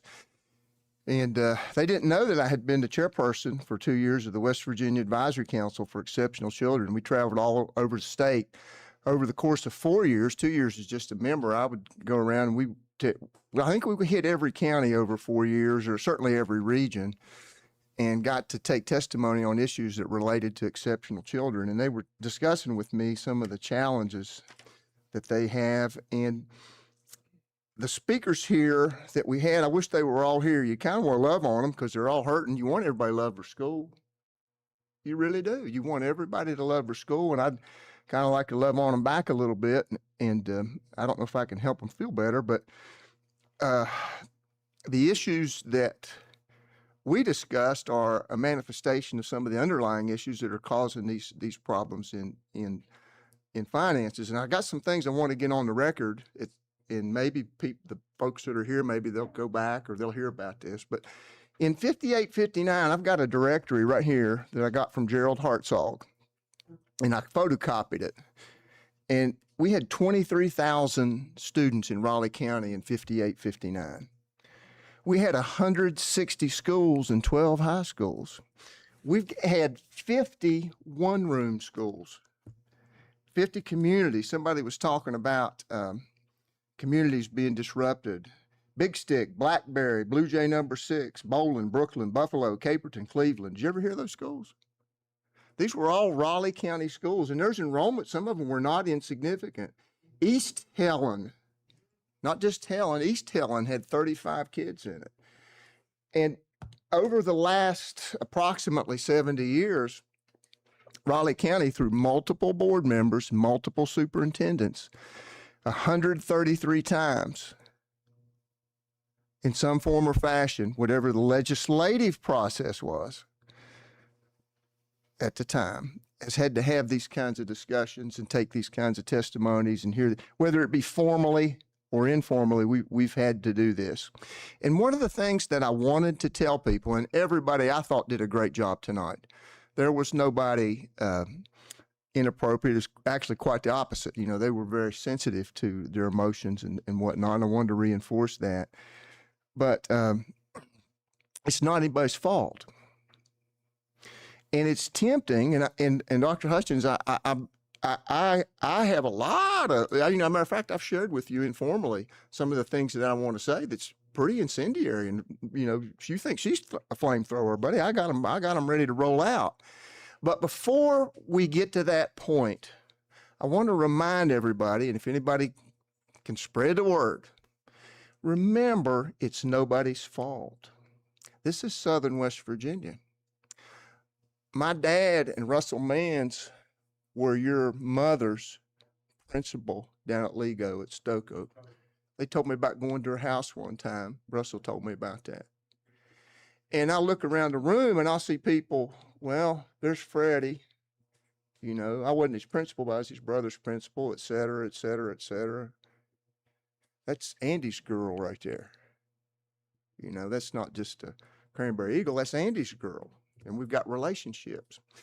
And the thing, and even the legislature, even though I have strong thoughts about the Hope Scholarship and the constitutionality of that, and I can, I took notes on every speaker, and the one that won the contest for the most notes was Bill Rube.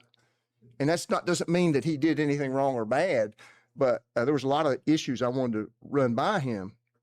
But in the good part of it, he was specific. He was very specific, and I was like, whoa, whoa, whoa, whoa. I want to talk to you about that. I want to see if you're right. That doesn't mean with all these notes I know I'm right, and I want to model back to them what they gave us.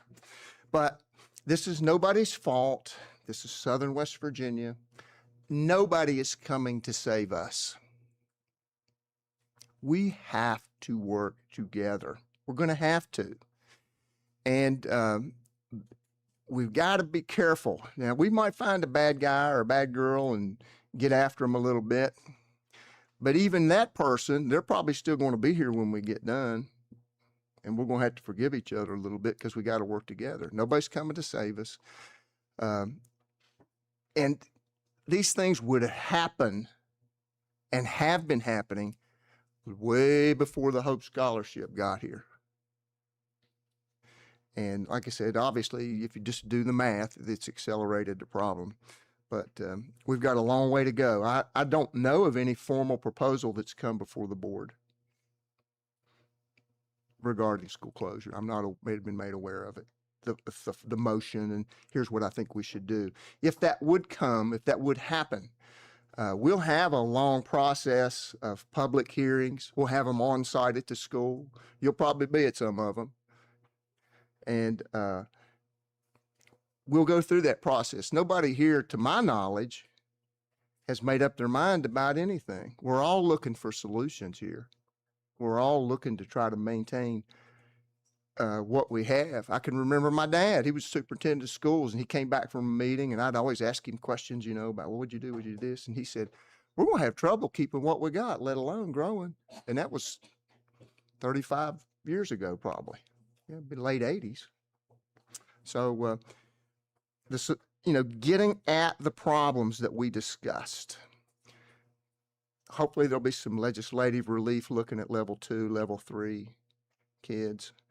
But will there be a magic bullet that comes out of there? And do they have it to shoot it? And is there political will to shoot the bullet, even if they can find it? The governor's already told us, you got plenty of money, run your school.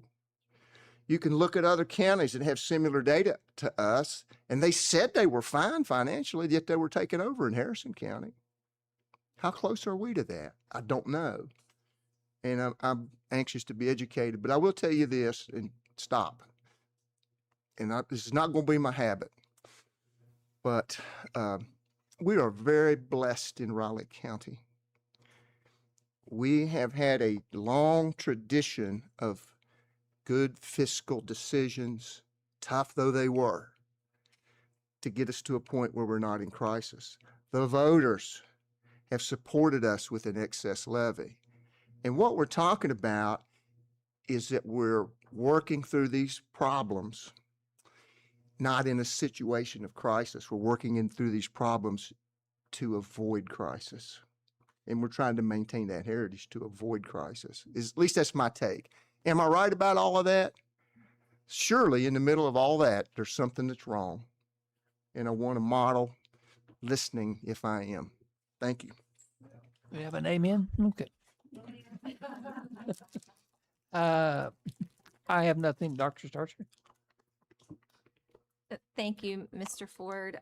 So I have a couple of things. First, I believe it was our last board meeting, Dr. Hutchins asked about our legal fees, and I wanted to just give a quick review of those. That bill was $57,000. That was for 3 months of work, February through April, with our attorneys.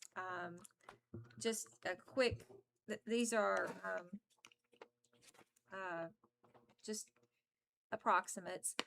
During that time, we had about $4,700 in grievances, about $19,000 in employee discipline, around $14,000 with our vaccination lawsuit, about $150 still dealing with the FOIA lawsuit. Personnel season was about $13,000. And then we had a miscellaneous, just a variety of things, that was about $5,300. So over 3 months, that's a synopsis of that. Thank you. You're welcome. Okay, the other thing, I want to talk about our website just a little bit. I think probably about a month or so ago, I shared with you that we were working to redesign our website, if you will, make it more more of a recruitment for both students and staff. Now, we've been working on the student side. The join our team button that you'll see here here at the bottom, that we've not worked on that yet. So that will take you to the Frontline site so that you can apply, but we haven't been revamping that. But on our website, you'll see pictures scrolling. We're really through these pictures and the phrasing, like opportunities for every student. Here you see Woodrow's High School Musical production. Here's welding, and we're trying to showcase the opportunities we have available here in Raleigh County for our students. But I'm really excited. I think we have 8 different pictures and topics scrolling there, but I'm really excited. I want to share this Enroll Now button. It is live. So again, showcasing our students, but Miss Blankenship actually created this page. Several of us have become pretty fluent with the website, but this is our enrollment page. And all of you know that our secretaries and our principals don't work year round. So in the summers, we haven't historically enrolled children, but we know in this time where we're operating now, we're not the only option for schooling. And we know that we stand the chance of losing students if parents can't enroll them in the summertime. So Ms. Blankenship has worked on this. We can now enroll students throughout the year, and we have different ones. And, we're a choice. I communicated this to the principals yesterday. We are all but one choice now. Not everyone's going to come to public ed. So you'll see we've said it's a great choice for new and returning students to decide to come to Raleigh County. And when you click on that, it will automatically take you to a live enrollment application for our families to enroll their children. I'll go back. Pre-K students, that's our early choice for those pre-K families who want to enroll their children in Raleigh County schools. And again, that will take you to the universal pre-K application for our students. Here we have our virtual academy. For that, you'll see we have a flexible choice for grades K-5 and then a flexible choice for secondary. As of earlier today, I believe we have 40 students who've enrolled in the K-5 elementary virtual academy. I'm not sure of the count on secondary. 189. So these two ladies continue to accept students. And then we have our school choice, both in county and out of county school transfer requests. So this is a live site. It went live on Friday. And I believe as of today, we had 7 enrollees, new and returning students to Raleigh County who have enrolled through this site. So it's working. So we're pleased to show you that. Another button is the family portal. We tried to house everything where parents could go to one location and find the information they need. So we have, again, showcasing families here and students. You'll see 12 items or areas, if you will, for families to learn more about our school system or just find resources. So we have our attendance matters where they can submit their excuses digitally. We have our menus, transcript requests. This is the Schoology. Can you guys see that? I'm circling. I don't know. So parents can stay connected through Schoology. We have our bus rosters, bus routes, not route. I shouldn't have said rosters, routes. Here we have our homebound application. This is staying in the know. So we have our school calendar. I won't touch on all of these. I won't click on all of them. Here's our school cash online. They can request a diploma. Here's about delays and cancellations. Clever. And then when, we have to make curriculum available. We have to share with parents what curriculum we have. So that's our curriculum resources. So this is the family portal. It isn't password protected, obviously, and some counties have password protected portals, but we've not done that. But we hope that that's really a kind of a one-stop shop for most things. I mean, if a family wants to read a policy about special education or about trips or something, that, you still have to go to the policy page. But just day-to-day information for parents. We've tried to place all that in the family portal. And again, Miss Blankenship built that. She's been working hard on the website, and we thank her for that. Join our team. Like I said, we're going to work on that. That is no fault of Miss Samanka's. We just haven't turned our attention to that yet. So with our website, it has been redesigned. Here we'll have a live feed. You can see Miss Lowry has added something. This is about the summer school Energy Express programs that we had at Stratton. But you'll see a live feed scrolling there. Here we have the Raleigh difference. In this section, we will be adding statistics about Raleigh County schools and what we offer here that we believe makes a difference for Raleigh County and Raleigh County students. So I think we have 8 statistics that are available now, and they'll scroll through, but we'll be replacing these statistics periodically. Again, just sharing the good things that are going on in Raleigh County and what's available to parents.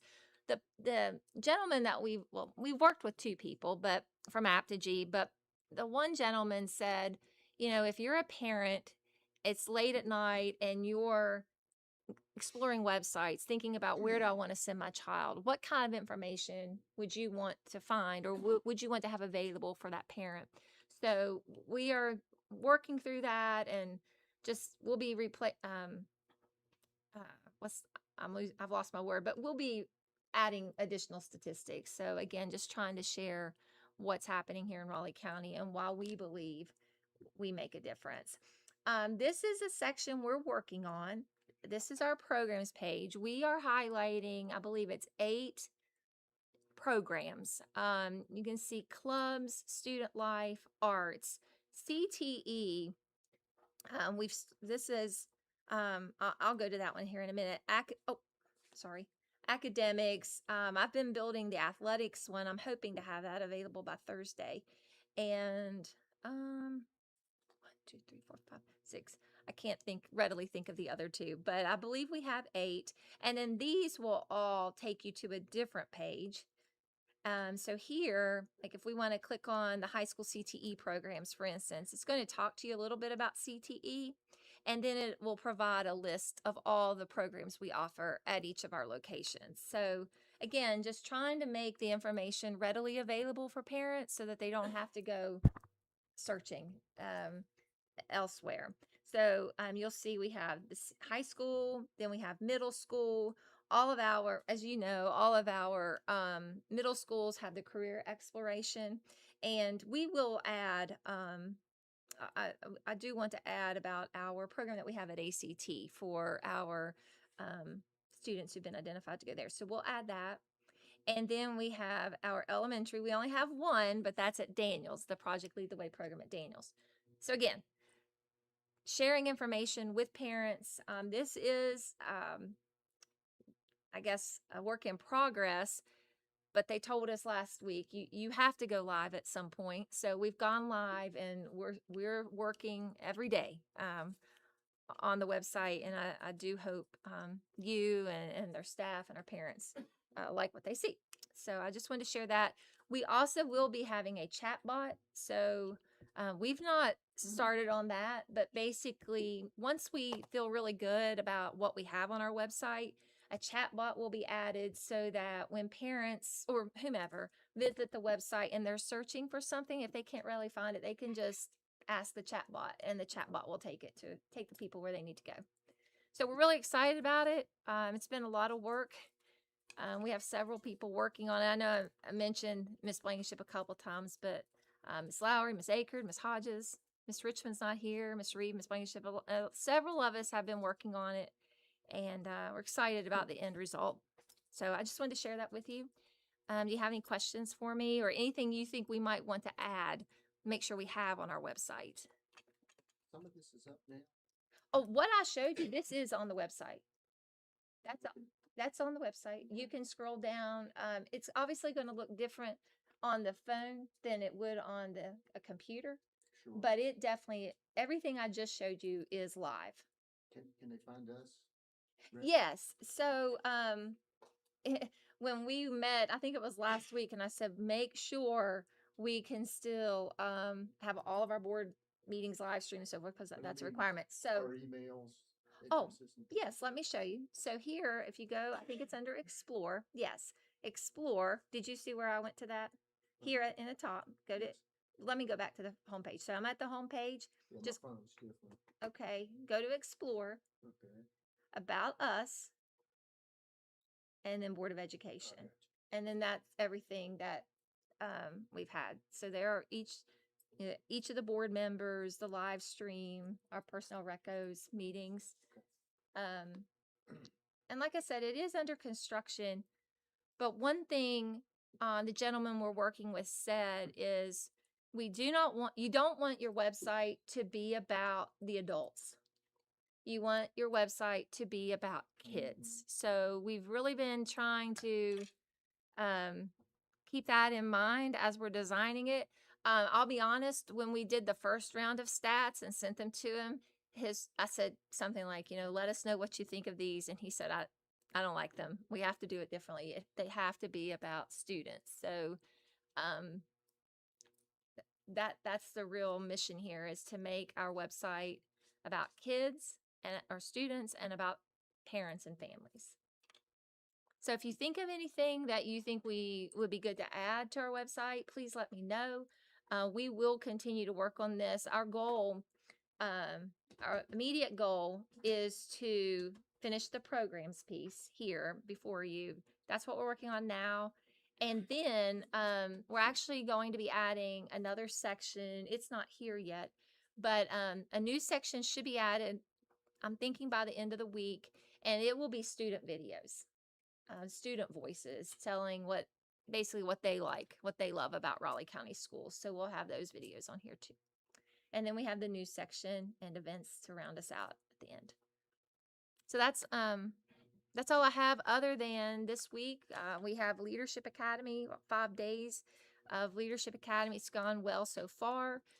Tomorrow we have, I think it's Carnegie Learning with us all day, focused on instructional leadership. And then we'll work together as directors and principals on Thursday. But then on Friday, we have our Tier 2 PBIS training with Miss Hannigan. Just carrying on with the PBIS work we did the past 2 years. So, thank you so much. Thank you. Okay, moving right along. Miss Lowry, WVGSA, ready project proficiency data. Yes, good evening, board members and Superintendent Starcher. So you have 2 sheets in your folder, and one is the 2025 and the other the 2026 already projected proficiency comparisons. And last time we talked about the GSA data, Dr. Hutchins had asked about this, and I told her that I would bring this next time. And I went through and worked on these charts and wanted to show you the difference between the April benchmarking data and what they suggested or say or what our projected proficiency would look like if we took the GSA, what it showed that they would score, and then our actual. So in the first column where it says math and the column with ELA, that is the actual GSA score that we scored this past spring. The projected proficiency is what I already projected that we would score on the GSA based on our benchmarking in April. So you'll see there the difference in Raleigh County was exactly the same for math. They projected we would score 46%, and we did. And then you'll see the ELA that we did 5% greater than we were projected. And I did fail to put the positive and negative symbols there to show this if this school did better than projected or if they dropped. But you can see that the score at the beginning where math and ELA is, if it's higher, then they did better than the projected score that you see. And so just looking down through the schools, the greatest difference who scored better in math would be Marsh Fork at 6%. They did 6% better than I already projected. Daniels had a decrease by 7% than they were originally projected to do in math. And then the overall average of all of the either the drops or the growth were 2.48. So it was a very consistent on the math. And last year we were 3.69%. You'll see that on the 2025. So the math was actually closer this year, projected wise. And like you said, for the county, we were spot on. For ELA, every school did better except 2 in ELA because already doesn't project the writing piece. So when you do GSA and you include that writing, the ELA score is usually higher because of the kids writing.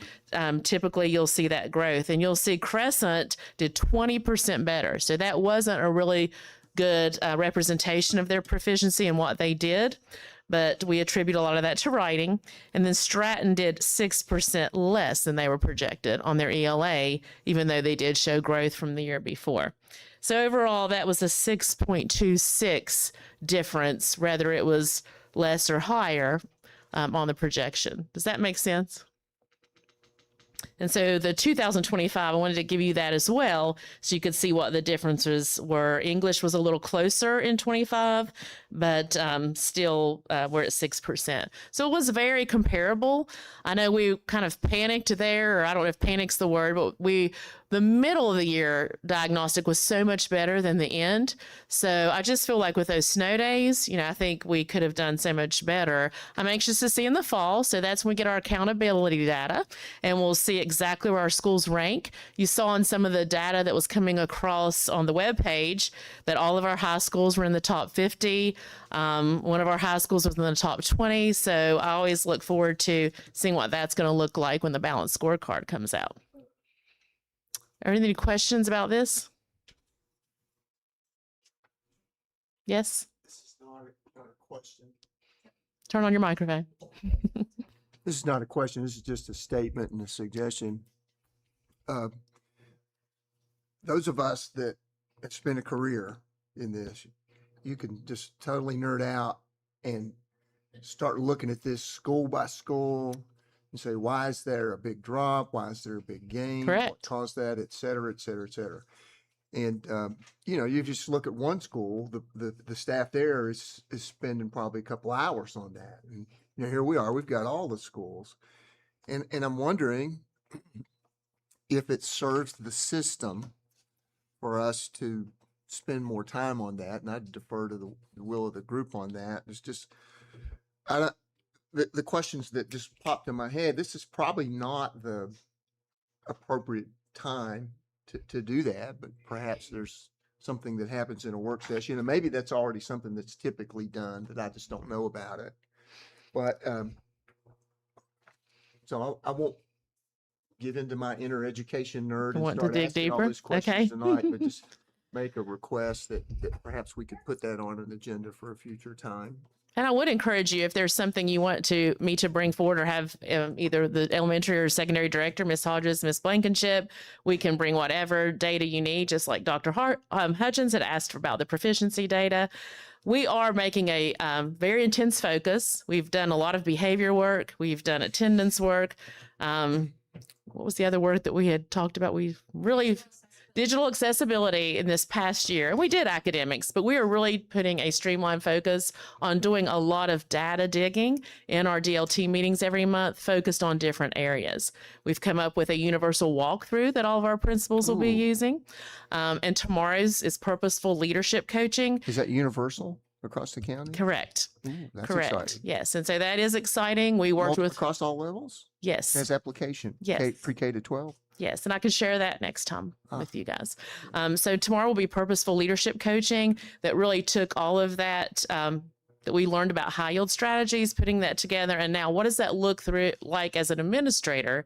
We will have coaches from Carnegie working with them throughout the year on site based.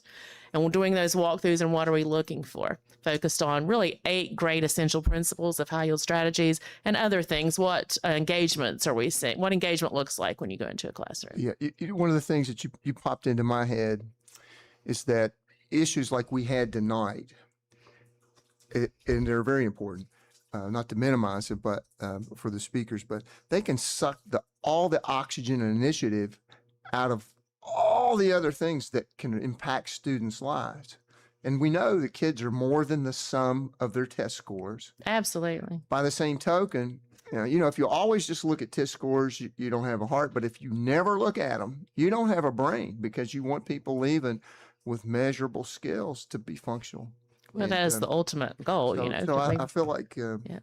you know, we would be, it would be time well spent, in my view, to maybe dig in just a little bit more. Absolutely. Mr. Kenley, I will say that I have spoken with President Snuffer about having different types of work sessions, and this is one of them. Great.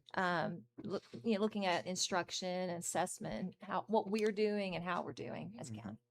And I will say, typically, we could never even share the data until September when they released everything. Now it's completely unembargoed. I mean, you get it instantly. The parents can get it 48 hours Great. after their kid does that. So typically, we wouldn't even be looking at this. We will have much more to share after that data comes out with the balanced scorecard. Okay. Thank you. Thank you. We have no unfinished business. Policies and procedures. They're placed on a comment. Following policies are mandated by the state to be placed on comment. Approved policy C.1.31 substitute teacher in areas of critical needs shortage. President Ford, or Vice President Ford, I'm sorry, subbing as President Ford tonight. These two policies actually do not go out on comment. This is our C-131 is substitute teachers in areas of critical need and shortage, and then C-39 is our bus operators, substitutes in areas of critical need and shortage. So we would just recommend these be approved so that we can submit them on to the state for both our teachers and bus operators. Oh, okay. Bus operator substitutes working in areas of critical need.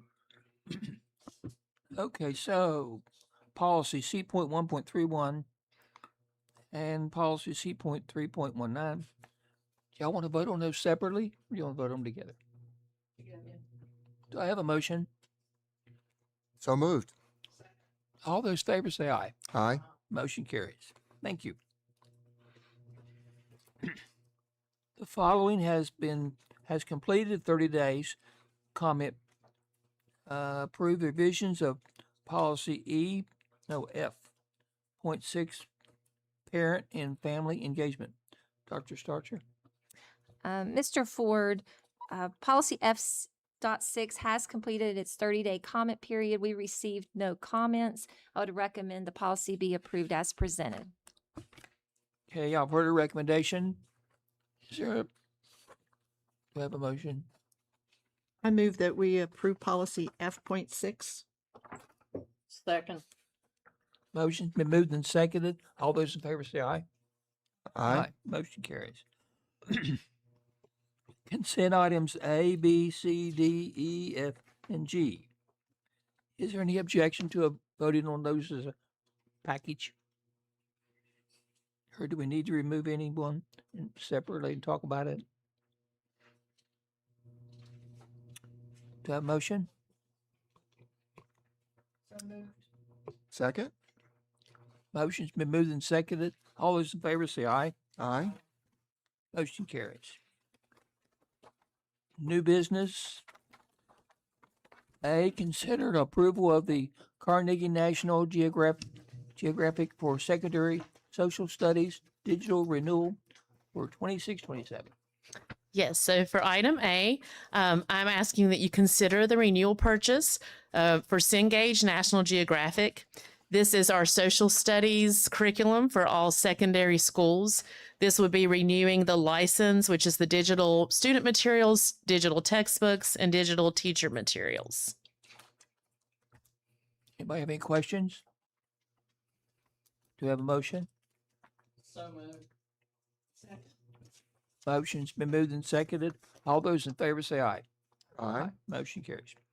B, consider approval of the Curriculum Associates Elementary Math School workbooks for 26-27. Yes, so item B is I'm requesting consideration for the approval of Curriculum and Associates Ready Classroom Math. And these are all of the student consumables. So it's the workbooks for all elementary schools, grades K through 5. Anybody have any questions? Yes, I do. So is this the math curriculum that we are adopting for K-5? So we've adopted it, what was it, like 3 years ago? So this is just the renewal because they stopped the 6 year with the Gatsby laws. They've stopped the 6 year purchase. You can't purchase it all at once and pay all at once. Every year you have to repurchase a consumable or digital license. The only thing what you don't are the textbooks because they're already there. So every year we have to renew this. Yes. Okay, thank you. It's all changed a few years ago. Any questions? You know, we had a little bit of what I think is a healthy discussion about a healthy tension. And I look back on that and I don't know that I gave it the proper emphasis. There is what I think is a healthy attention between the adopted required curriculum and allowing appropriate professional discretion. There's a healthy tension there. By the same token, I want to continue to emphasize if we're spending this kind of money on these resources and we've made a systemic commitment to the resources, we have to make a systemic commitment to monitor their implementation with fidelity, precision, and consistency. And I feel like that is occurring. But you know, when I see those big Right. amounts, I want to make sure that we get it's an intentional decision designed to produce an intentional result. Imagine any one of us as a teacher in a classroom saying, I independently know exactly what my kids need. No one can ever tell me anything different. I'm not open to anybody even telling me that. I know. And We don't want our people feeling like they're independent contractors. We do want them, though, to feel respected because their judgment does inform these decisions, does it not, about what we. Absolutely. It So probably drives and dominates it, yes, does it and not? and our math textbook team was a tremendous amount of people were on that. Every teacher's invited in to review that. And a couple of things that I will say to your point is that the walkthrough form we designed, one of the items on there is using the county adopted curriculum. And this past summer, we had some teachers working in June that developed math pacing guides that follow the curriculum. And so that has been implemented and that is required. We've worked with our principals. When we even walk through, we'll pull out workbooks to see where those students are at.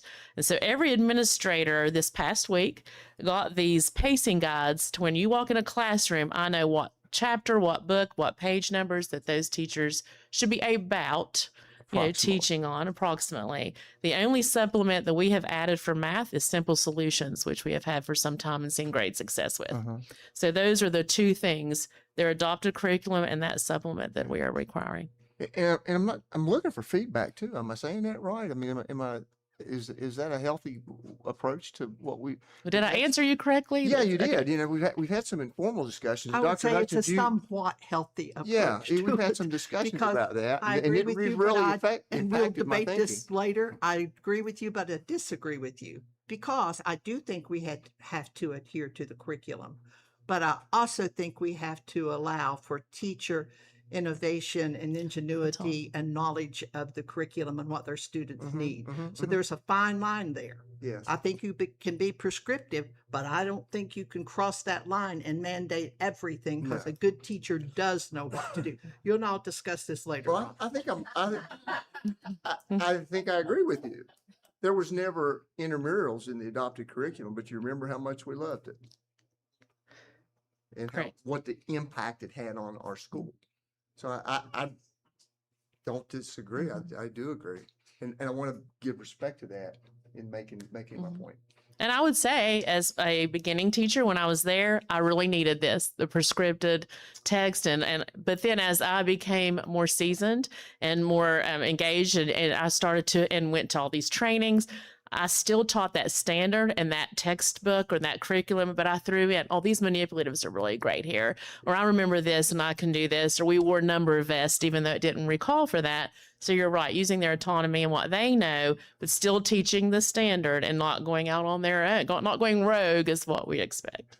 Fred, Jamal Wilkes had a funny looking shot, didn't he? But John Wooden left it alone because he got results. And I think that's what you're saying. With our experienced people that are generating results, we give them more discretion and you don't write that in policy. Right. But we also don't want to walk in a classroom and saying that they're spending so much time on one standard that they haven't moved. We want what we've really strived for is that we want to see in our county consistency. So when we have students that are transient and they're going from school to school, that if you're in first grade and you should be around this standard being taught in your classroom, that you didn't miss that because some teacher went off on their own doing it in a different way or different route better. Okay. Okay. Thank you. So, do we have a motion to approve? Second. All those in favor say aye. Motion carries. Consider approval of counseling and mental health agreement between Raleigh County Schools and Mercy and Grace Counseling. Vice President Ford, board members, Superintendent Dr. Starcher. This is just another added layer that if you remember back during our LSIC meetings, we had several requests for additional mental health support in our schools. So we as a team came back and we met with our providers that we already have in the system. For example, Access Health, New River Health, and FMRS to see if they could reach more folks. They weren't able to reach all 26 schools. So this that's before you tonight is a shot to provide this mental health support at the schools that aren't already have some type of presence from New River Health, Access Health, or FMRS. Are they local? They are. They're located right next to the YMCA. Oh. Anybody have any questions? To our knowledge, there's nobody employed there that's currently connected to the Raleigh County Board of Education. Is that correct? No, sir. Not to my knowledge. No. Correct. No, sir. Any other questions? To our knowledge, there's nobody connected there, currently connected to the Raleigh County Board of Education. They have in the past. Yes. Correct. Yes. They have 4 master level therapists. They're on staff. Yes, but that would be news to me. Yes, sir. That's not the case. I do have one question, Eric. I don't see a cost on here, a price. I see no numbers. That cost would Is be it by school, by time spent? I mean, it would be time spent with the individual. You can see on there that there's we wanted to be conscious of the time that someone could be out of instructional learning. So we do have the 1 time a week and no greater than 45 minutes, but it would be per on an individual basis. okay, so are they going to bill like an attorney by the minute? Or how are they going to bill? I would think or project that they would bill for 30 minutes is usually what an office visit would be, but not greater than 45. Okay. And the price of that would be? I don't see it. That's not there. We can pause, if you will, and come back to a later time. That's a great question. Personally, I would like to know how much it's going to cost. I'm not saying I don't want to do this because many of these schools that are listed here did ask for that and say it was an essential need they thought at their school. And so I'm all for doing that, but I also like to know how much money we're getting into. Yes, ma'am. I think I don't think we have that cost with Access Health and New River Health built into our MOUs, but I'll go back and check with that as well. That needs in there too. Well, Yes, is it not normally the cost is, parents can submit their insurance card. The family bears the cost. We don't pay. That's correct. Are we not paying for any of No, that? we don't Are we pay. going to pay for this? No, we don't pay. No. The family bears the cost if their child goes to the clinic to be I don't seen. think that was inherent in here. don't I read see through that, but I didn't. There's- I mean, it talks about everything. Yeah. So this is billed to parents' insurance. There is no cost to the school system. Is that what you're saying? Yeah. As far as I'm aware, it's just like Access Health, Correct. New River Health. There's And no cost to FMRS. the school and FMRS. Correct. There's no cost to the school system. We're making the service available in our facility, but the Should that have- cost is. Should that not be clearly stated in here somewhere? Okay, I'm being picky, I Yeah. guess. I'm sorry. We can, yeah. Okay. We can, our similar, the thought was to create this as our other MOUs that we have for similar services through Access Health and New River Health and FMRS. That cost is not listed in MOUs. It's been brought before the board before, but we can I do missed that. it, I'm sorry. No, we can absolutely do that. Yeah, I mean, that's, I don't know. I just personally would feel good yes, ma'am. having that stated up front so that it was clear to everyone. Yes, ma'am. Maybe that's just me and no one else agrees with me. No, I Which agree is with fine. that totally, because I was gonna question the cost of it as well, because I didn't see it listed anywhere, so I think we need to say something that says, the family's insurance is covering this Mhm. cost, or something. If it pleases the board where we're at in the calendar year and with the school start of August 26th, I would recommend to the board that we pause with this and we bring it back at a later date prior to August 26th. We have time to do that with those details that you're asking. Yes, ma'am. Absolutely. Yes. Any objection to that? Do we have to vote on that? No, I don't think so. It I think we says, have to have a motion to delay. consider approval. Okay. So we'll talk about that next time. Absolutely. Well, I'll be. Thank We'll place it on the agenda. I can do so with the other providers as well. Yes. Yes. Okay. Yes. And that just clarifies really, so nobody can say, well, he didn't say it was we were going to have to pay for it. Yes, sir. Yeah. Hey, thank you. Okay, moving right along. A is approved superintendent's recommendations for 25-26. Any changes? Vice President Ford, there are no changes, so my recommendation is as presented. Okay, you heard the recommendation. Have a motion. So moved. Second. All those in favor say aye. Aye. Motion carries. Approved superintendent's recommendations for 25, 26, I'm sorry, 26, 27. Good evening, everyone. If you will flip to page 2 at the bottom under federal programs, you will see Jessica Dunbar is to be removed. Is that all? That's the only change. Your With, recommendation? with that adjustment, my recommendation is as presented. Okay, C. Approved superintendent's Hold on, we have to vote. additional recommendation. My recommendation is as presented. The board has to vote. Oh, I'm sorry. That's okay. So my recommendation is as presented with the one correction noted by Ms. Samanko. All those, do I have a motion? So moved. Second. Second. All those in favor say aye. Aye. I want to Sorry. go on the record, Hold on. if I may. Hit your butt. Oh, sorry. Y'all keep me straight on that. I want to go on the record to say, somebody had said something in the midst of the discussions, even though it didn't really, I don't know what it related to. It was talking about the number of revisions that we have. Did you catch that? Or am I just making, is it? Anyway, I interpreted it as being like, well, that's critical. Oh, they did. They talked about the additional addendums being. And based on my limited experience with the complexity of personnel law, I mean, we got law books that are that thick, you couldn't shoot a 45 through them. Not that I've tried, but I think this is inevitable, no matter what process that we have. And if I'm wrong, somebody please correct me, and we'll fuss at you and tell you to do better. But I don't know that it's, if it is possible, please do better. But I don't know that it is. I mean to be supportive. I understand that. Our employees have up until the night of the meeting to change their mind before the board takes action on a vote.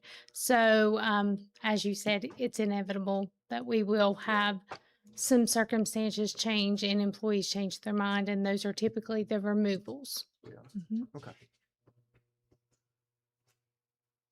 I didn't want you to feel bad. I'm good. Yep. Okay.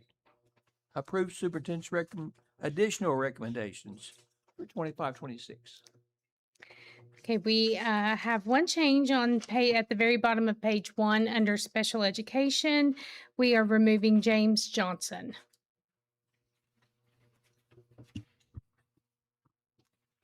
My recommendation is as presented with the correction noted by Ms. Samanko. Okay, do you have the recommendation? Do you have a motion? All those in favor say aye. Aye. Motion carries. D, approved superintendent's additional recommendations for 26, 27 year. Do you have a motion? I'm sorry?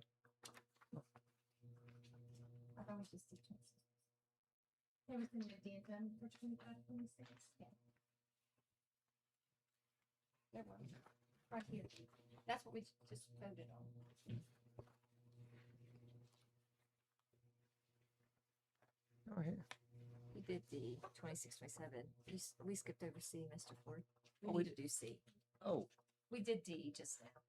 26, 20. You did 26, 27? okay. Now we want to do 25, 26. There are no changes. Okay. I guess I'm in a hurry. Is there any questions? Do I have a motion for 25, 26? All those favors say aye. Was there a second? All those favors say aye. Aye. Motion carries. Phew. That's all we have on our agenda. This meeting's adjourned. Miss Aker, I got something to show you. I thought you said 25, 26. She presented 26.